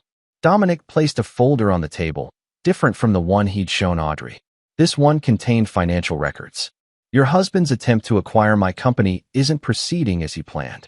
In fact, it's about to become quite problematic for Westfield Enterprises. Charlotte didn't touch the folder. How so? The supposed encryption technology he's pursuing doesn't exist. It's bait. And when his team attempts to steal it, as they inevitably will, federal authorities will be waiting. That's a serious accusation. It's a serious situation. Dominic leaned forward slightly. One that will impact not just Thomas, but everyone connected to him, including you and your children. At the mention of children, Charlotte's composure wavered slightly. What exactly do you want from me, Mr. Renner? Information, leverage, understanding of what I'm truly dealing with. He met her gaze directly, and perhaps an ally. You think I would betray my husband? I think you're a Harvard-educated former prosecutor who left a promising career to manage the Westfield Family Foundation. I think you've spent 15 years building a reputation for ethical philanthropy while your husband built his through very different means. Dominic paused. And I think you have more to lose than anyone if Thomas's methods become public. Charlotte was silent for a long moment, studying him with new intensity. You've done your research, she finally said. It's what my company does best. And if I decline to help you, then you'll be navigating the fallout alone when it comes. Dominic stood. You have my number, Mrs. Westfield. Think about your children's future. About your foundation's reputation. He paused. About what kind of legacy you want to leave. He left without waiting for a response, knowing the seeds had been planted. Charlotte Westfield was too intelligent not to recognize the threat, not from him, but from her husband's actions. Back at Renner Security, preparations for the technology demonstration were underway. A sophisticated facade, servers humming with impressive-looking but meaningless data, technical staff briefed on their roles, security protocols designed to look penetrable to the right observer. Maya joined him in the surveillance room, where monitors displayed every angle of the demonstration space. Westfield confirmed his team will attend tomorrow, she reported. 6 people, including their chief technology officer. And our federal friends? In position. If Westfield's people make a move, they'll be documented from every angle. Dominic nodded. And the other matter? Charlotte Westfield accessed our secure portal 20 minutes after your meeting. She viewed all the files we made available. Good. What about Audrey? Still staying at the Four Seasons, separate room from Westfield, interestingly. She's made calls to 3 different law firms specializing in corporate divorce. Dominic felt no satisfaction at the confirmation of Audrey's situation. Only a hollow certainty that everything was proceeding as it must. His phone rang, an unknown number. Dominic Renner, he answered. Mr. Renner. Charlotte Westfield. Her voice was calm, but with an underlying tension. I've considered our conversation. Perhaps we should continue it. Tonight. I'm listening. The Gardner Museum. 7 o'clock. By the Dutch Masters exhibit. The Isabella Stewart Gardner Museum was a brilliant choice, public yet intimate, with security against electronic surveillance. Charlotte was waiting when he arrived, studying a Rembrandt with apparent interest. My grandfather was Dutch, she said without preamble as he approached. He taught me to appreciate the details and shadows. What seems dark often contains the most truth. And what truths have you found, Mrs. Westfield? She turned to face him. That you were right. About Thomas. About the risks. Her expression was controlled, but her eyes held something harder. But also that you misunderstand my position. How so?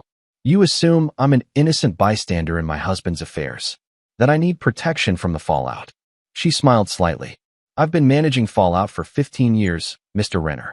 The question isn't whether I can survive Thomas's mistakes.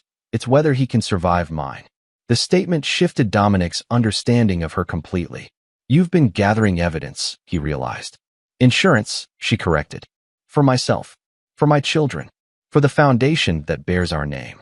And now I'm evaluating my options. She gestured for him to walk with her through the quiet gallery. Your confrontation has accelerated a timeline I've been managing for years. Thomas is desperate, reckless. His pursuit of your company has become an obsession, one that threatens everything I've built. Why tell me this? Because you've created a perfect storm, Mr. Renner. Federal attention, corporate vulnerability, public exposure.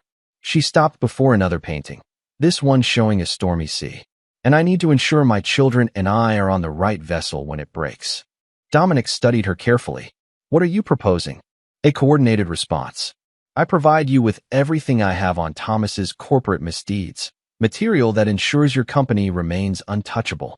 In exchange, you ensure that neither I nor my children are damaged in the process. And Thomas? My husband made his choices, she said, her voice suddenly cold. Just as your wife made hers. The alliance was unexpected but strategically perfect. By morning, Dominic had Charlotte's files, meticulous records of years of corporate manipulation, sexual misconduct, and financial impropriety. The demonstration for Westfield's team proceeded exactly as planned. They arrived, observed, asked technical questions designed to seem innocent but clearly probing for vulnerabilities. And as predicted, one member, a quiet programmer who barely spoke during the presentation, attempted to insert a cleverly disguised drive into a seemingly unattended server. Federal agents documented everything. By evening, Phase 1 was complete. Westfield Enterprises was now under federal investigation for attempted corporate espionage. Dominic's phone rang. Thomas Westfield. You set me up, he snarled without preamble. I protected my company, Dominic corrected. Something you should have considered before targeting it. This isn't over, Renner. Not by a long shot. Actually, it is. Check your email. There was silence as Westfield presumably did so, finding the comprehensive dossier Dominic had compiled, combined with Charlotte's evidence. Where did you get this? Westfield's voice had lost its edge, replaced by something approaching fear. You made too many enemies, Thomas. Too many victims. They found each other. And me. Charlotte, he whispered. She's involved. Your wife made her choice. Just as mine did. After hanging up, Dominic turned to Maya, who had been monitoring the call. Prepare for counterattacks, he instructed. Westfield will be desperate now. He'll try anything. Already on it, she confirmed. But there's something else you should know. Audrey's been trying to access her old files through various back channels. Unsuccessfully, but persistently. What's she looking for? Based on the directories she's attempting to reach, client contact information. Specifically, government contracts. Dominic nodded, understanding. She's trying to salvage something to bring to Westfield. A peace offering. Looks that way. Let her keep trying. Each attempt strengthens our legal position. That night, as Dominic reviewed security protocols in his hotel suite, his phone rang again. Harold Whitford. What have you done? Harold demanded. Federal agents interviewed Audrey today. I defended my company, Dominic replied evenly. The government is very interested in attempted theft of security technology. She could face charges, Dominic. Criminal charges. Actions have consequences, Harold. Even for people who aren't accustomed to facing them. She's falling apart. Harold's voice dropped. Thomas has abandoned her. Moved back home to Charlotte. Audrey has nothing, no one. She made her choices. Out of desperation. Out of feeling ignored and undervalued. Harold's voice cracked slightly. I'm not defending what she did. But destroying her won't bring you peace. After hanging up, Dominic stood at the window, watching the city lights. Was he seeking peace? Or merely the cold satisfaction of justified vengeance? His father's words echoed again. You defend what's yours. No matter what. But what was truly his to defend now? The company, yes. His legacy. His pride. Yet something felt incomplete. The victory hollow. His phone buzzed with a text message from Spencer Reeves, his father's Marine buddy. Your father would be proud. But he'd also remind you. Know when the battle's won. The words landed differently than intended. Not as affirmation, but as challenge. Dominic stared at the message, then at his father's letter, still carried, increasingly worn. I wasn't a good father. Too much Marine, not enough dad. Perhaps he was making the same mistake. Too much warrior, not enough man. But then he remembered the recording. Audrey's voice, discussing him as an obstacle to be overcome. The calculated betrayal over 14 months. No, this wasn't about peace. This was about justice. About consequences. The battle wasn't won. Not yet. Chapter 8. The Fall. The federal investigation into Westfield Enterprises expanded rapidly, fueled by Charlotte's evidence and a documented espionage attempt. Thomas Westfield's carefully constructed empire began showing cracks, stock prices falling, clients distancing themselves, board members calling emergency meetings. Dominic watched from a careful distance, neither gloating nor intervening. His focus remained on securing renter security and completing the divorce proceedings. The call from Mariah Voss came 3 days after the demonstration. Westfield's board is meeting tomorrow, she reported. Rumor has it they're discussing a leadership change. Charlotte's influence. Dominic asked. Partly, but mostly fear. No one wants to go down with him. And Audrey? Isolated. Desperate. She's been trying to contact former clients, offering insider information in exchange for positions, investments, anything. The news should have satisfied him. Yet it left a strange emptiness. His phone buzzed with another text. Audrey, I have nothing left. Are you happy now? He didn't respond. Instead, he called Maya. I need everything we have on Audrey's recent activities. Every call, every meeting, every attempt to access company information. Planning another move against her? Maya asked cautiously, planning to understand what we're still facing. The report arrived an hour later, comprehensive and disturbing. Audrey hadn't just been trying to salvage relationships.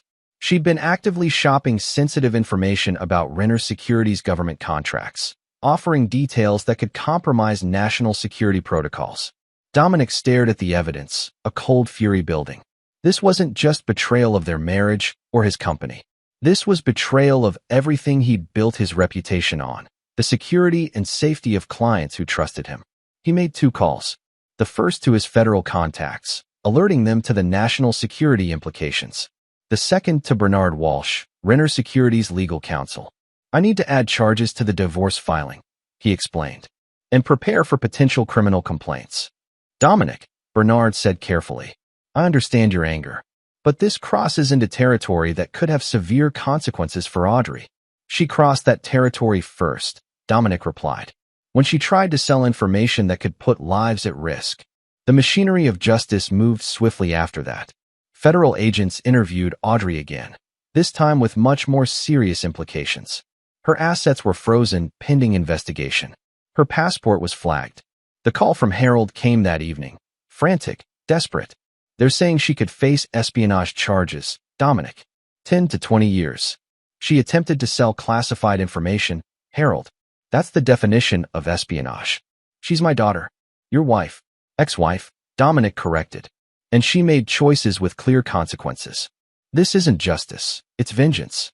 You're destroying her. No, Harold. She destroyed herself. After hanging up, Dominic sat in silence, his father's urn now placed on the hotel room desk. Was this what Spencer would have wanted? This cold, methodical dismantling of someone he'd once loved? His phone rang again, Charlotte Westfield.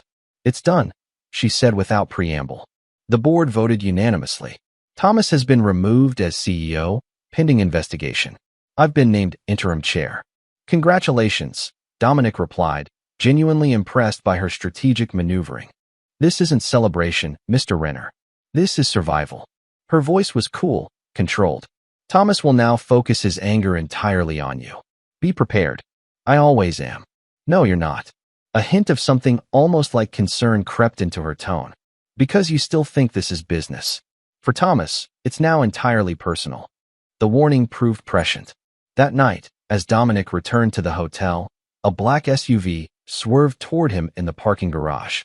Only his military-honed reflexes saved him, diving between parked cars as the vehicle crashed into the space he'd occupied seconds earlier. 2 men emerged, professional, focused, armed. Not amateurs. Not a random attack. Dominic moved silently through the shadowed garage, using parked cars as cover. His training, both military and from years in security work, guided his movements. When the first man rounded a sedan, Dominic was waiting. The fight was brief, efficient. Dominic disarmed him with practiced precision, using the man's momentum against him. The second attacker appeared moments later, more cautious but equally determined. This confrontation lasted longer, more brutal. A knife appeared. Dominic felt the sting as it grazed his arm. then the satisfying impact as he broke the man's wrist. When both attackers lay unconscious, Dominic called not the police, but his own security team. This was company business now. Secure them, he instructed when Maya arrived with 2 operatives. I want to know who hired them. You need medical attention, Maya pointed out, eyeing the blood seeping through his sleeve. Later. This takes priority. The attackers were transported to a secure Renner facility, one used for training scenarios and equipment testing. The interrogation was professional, methodical. No violence needed, just the slow, systematic dismantling of resistance. By morning, they had confirmation. Thomas Westfield had hired them through intermediaries, with instructions to deliver a message. Message delivered, Dominic murmured, examining the stitches in his arm. Just not the one he intended. With this evidence, he contacted his federal liaisons again. Attempted murder added to Westfield's growing list of charges. But the escalation troubled him. Westfield was becoming increasingly unstable, increasingly dangerous. And that made him unpredictable. Dominic's phone rang, an unknown number. Dominic Renner, he answered cautiously. Mr. Renner. It's Charlotte Westfield. Her voice was tight, controlled. There's a situation you should be aware of. Thomas has left the country. Private jet, unauthorized departure from a small airfield outside the city. The federal authorities are already alerted. But that's not why I'm calling. A pause. Before he left, Thomas accessed our private accounts, transferred significant funds, and he mentioned Audrey. Dominic's grip tightened on the phone. What about her? He said she still had something valuable, something worth salvaging. Charlotte's voice dropped. He said she was his insurance policy. The implications were clear. If Audrey still had access to classified information she hadn't yet divulged, she represented both a vulnerability and an asset. Where is she now? Dominic asked. Unknown. She checked out of the Four Seasons yesterday morning. After hanging up, Dominic immediately called Maya. I need Audrey's current location. Now. Already tracking it, Maya replied. After the garage incident, I put surveillance on everyone connected to Westfield, Audrey included. And last confirmed sighting was at her father's house in Cambridge. 20 minutes ago, she left in Harold's car. Direction? East. Toward Logan Airport. Dominic's mind raced through scenarios. If Audrey was planning to join Thomas, she'd need to clear immigration. With her passport flagged, that should be impossible, unless Thomas had provided alternative documentation. Given his resources, entirely plausible. Alert federal authorities, he instructed, and get me everything on Harold Whitford's movements in the last 24 hours. As he drove toward Logan, Dominic called Harold directly. No answer. Voicemail full. His next call was to his federal contact, Agent Larson. Audrey Renner may be attempting to flee the country, he explained. Possibly with classified information. Possibly to join Thomas Westfield. We're already on it, Larson assured him. All terminals are covered. If she shows, we'll intercept. But something didn't feel right. Audrey was many things, but stupid wasn't one of them. The obvious route would be too risky. Check private airfields, Dominic suggested. Westfield left from one. She might try the same. Already done. Nothing matching her description. Another possibility occurred to him. One that made his blood run cold. What about boats? He asked. Harbor departures? A pause on the other end. Let me check. Yes, a private yacht cleared for departure 30 minutes ago. Registered to Harold Whitford. Dominic's grip tightened on the steering wheel. Heading. International waters. Then presumably to a non-extradition country. I need harbor patrol. Now. The marina was chaos when Dominic arrived. Federal agents, harbor patrol, local police. In the distance, just visible, a sleek yacht cutting through the harbor waters. We've ordered them to return, Agent Larson informed him. No response. Coast Guard is scrambling vessels, but it'll take time. I need a boat, Dominic said simply. Minutes later, he was speeding across the harbor in a commandeered patrol vessel, Agent Larson and 2 armed officers alongside. The gap was closing, but slowly. The yacht, clearly high-powered, maintained its lead. They'll hit international waters in 20 minutes, the pilot warned. After that, jurisdiction gets complicated. Dominic's mind raced through options, discarding each as insufficient. Then he remembered something from his military days, a technique for disabling vessel engines from a distance. Do you have a Barrett sniper rifle on board? he asked the senior officer. Standard equipment. Why? Because I need to stop that boat without harming anyone on it. The officer looked skeptical but nodded to his colleague, who retrieved the rifle from a secure cabinet. You qualified on this? He asked as Dominic took the weapon. Marine Corps training, plus some additional expertise. Dominic positioned himself at the bow, calculating distance, wind, vessel movement. I need to get closer. Within 800 yards. The patrol boat surged forward, gaining ground on the fleeing yacht.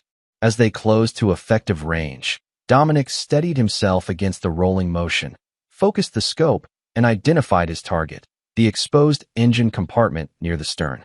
One shot, then another, precisely placed to disable without catastrophic damage. The yacht's speed immediately dropped, black smoke billowing from the engine compartment.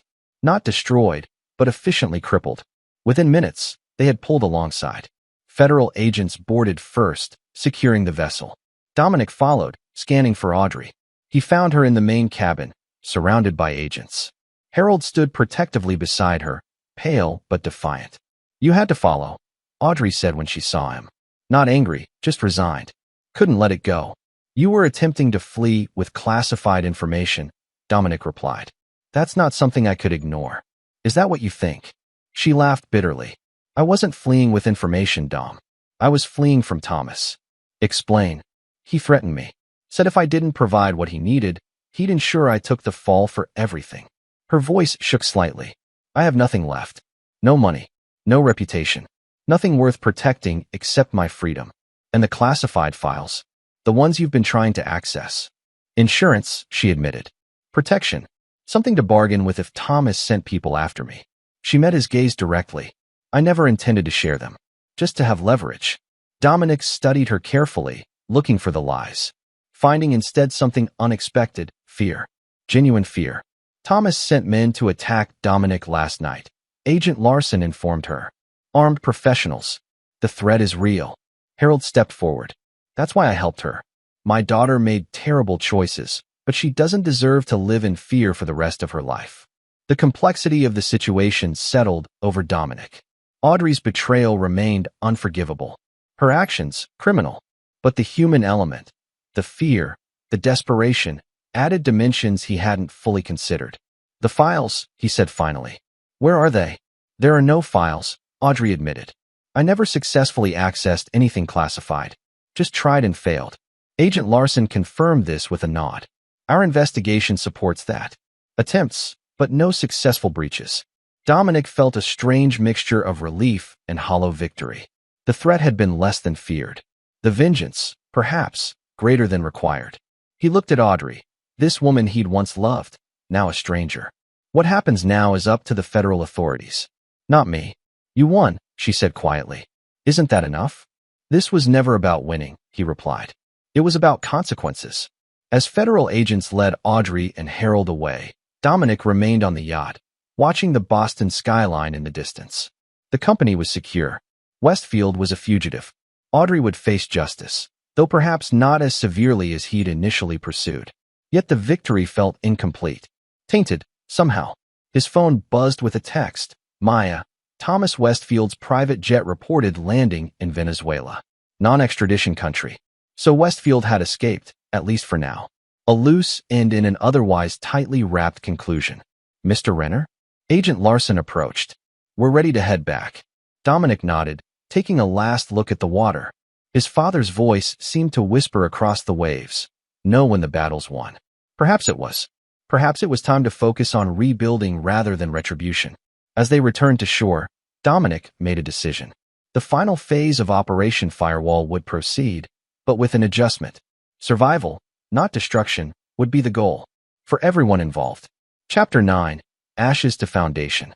6 months later, Dominic stood at the window of his office, watching snow fall on Boston's financial district. Renner Security International had not just survived the Westfield crisis. It had emerged stronger, securing the DARPA contract and expanding into new markets. The door opened behind him, Maya, with the quarterly reports. Numbers look good, she said, placing the folder on his desk. Stocks up 22% since last quarter. The government contracts are solid, and the new cybersecurity division is exceeding projections. And our special projects? Proceeding as directed. She handed him another, thinner folder. Though I still question the strategy. Inside were updates on the 3 initiatives Dominic had personally authorized and personally funded in the aftermath of the Westfield affair. First, a legal defense fund for Audrey. Not to exonerate her, but to ensure fair representation as she faced reduced charges of attempted corporate espionage. The federal authorities had dropped the more serious national security counts after confirming she'd never actually accessed classified information. Second, a monitoring program tracking Thomas Westfield's activities in Venezuela. Not for retribution, but for security, ensuring he couldn't rebuild his network or pose future threats. Third, and most significant, the Renner Foundation for Corporate Ethics, established in his father's memory, dedicated to preventing predatory business practices and supporting whistleblowers like Mariah Voss. The foundation's first conference is next month, Maya noted. Charlotte Westfield has confirmed she'll deliver the keynote. Dominic nodded, unsurprised. Charlotte had proven herself not just a survivor, but a reformer, restructuring Westfield Enterprises into a model of corporate transparency. Their alliance had evolved into a mutual respect, if not quite friendship. Any word from Harold? He asked. Regular updates, as requested. Audrey's house arrest ends next month.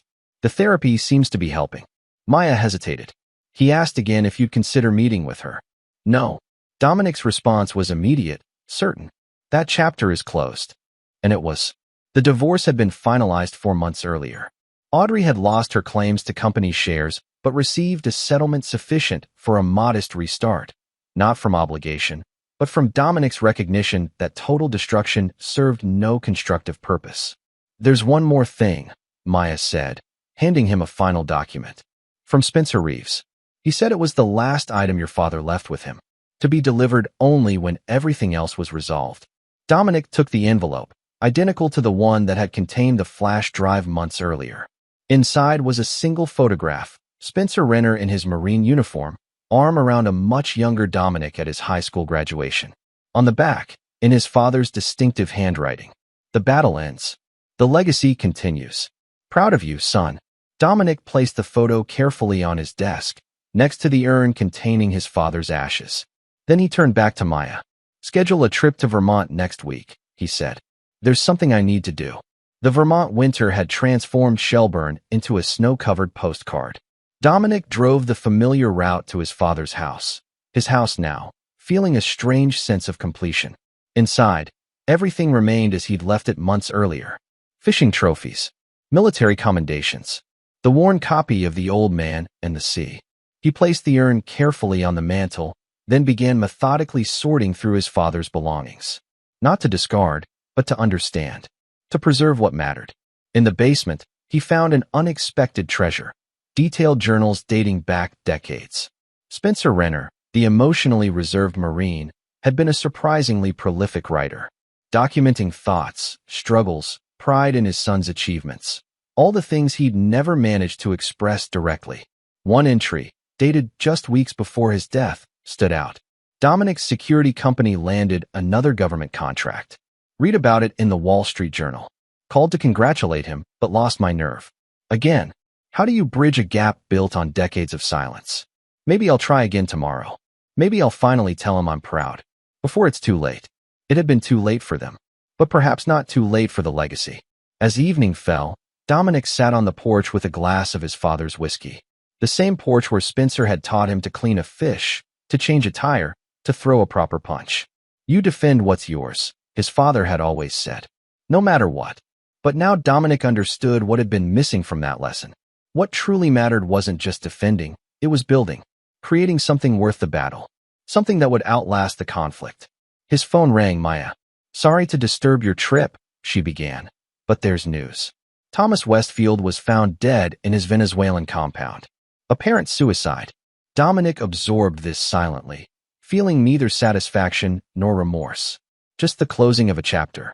There's more, Maya continued. Mariah Voss has accepted the position as ethics officer for the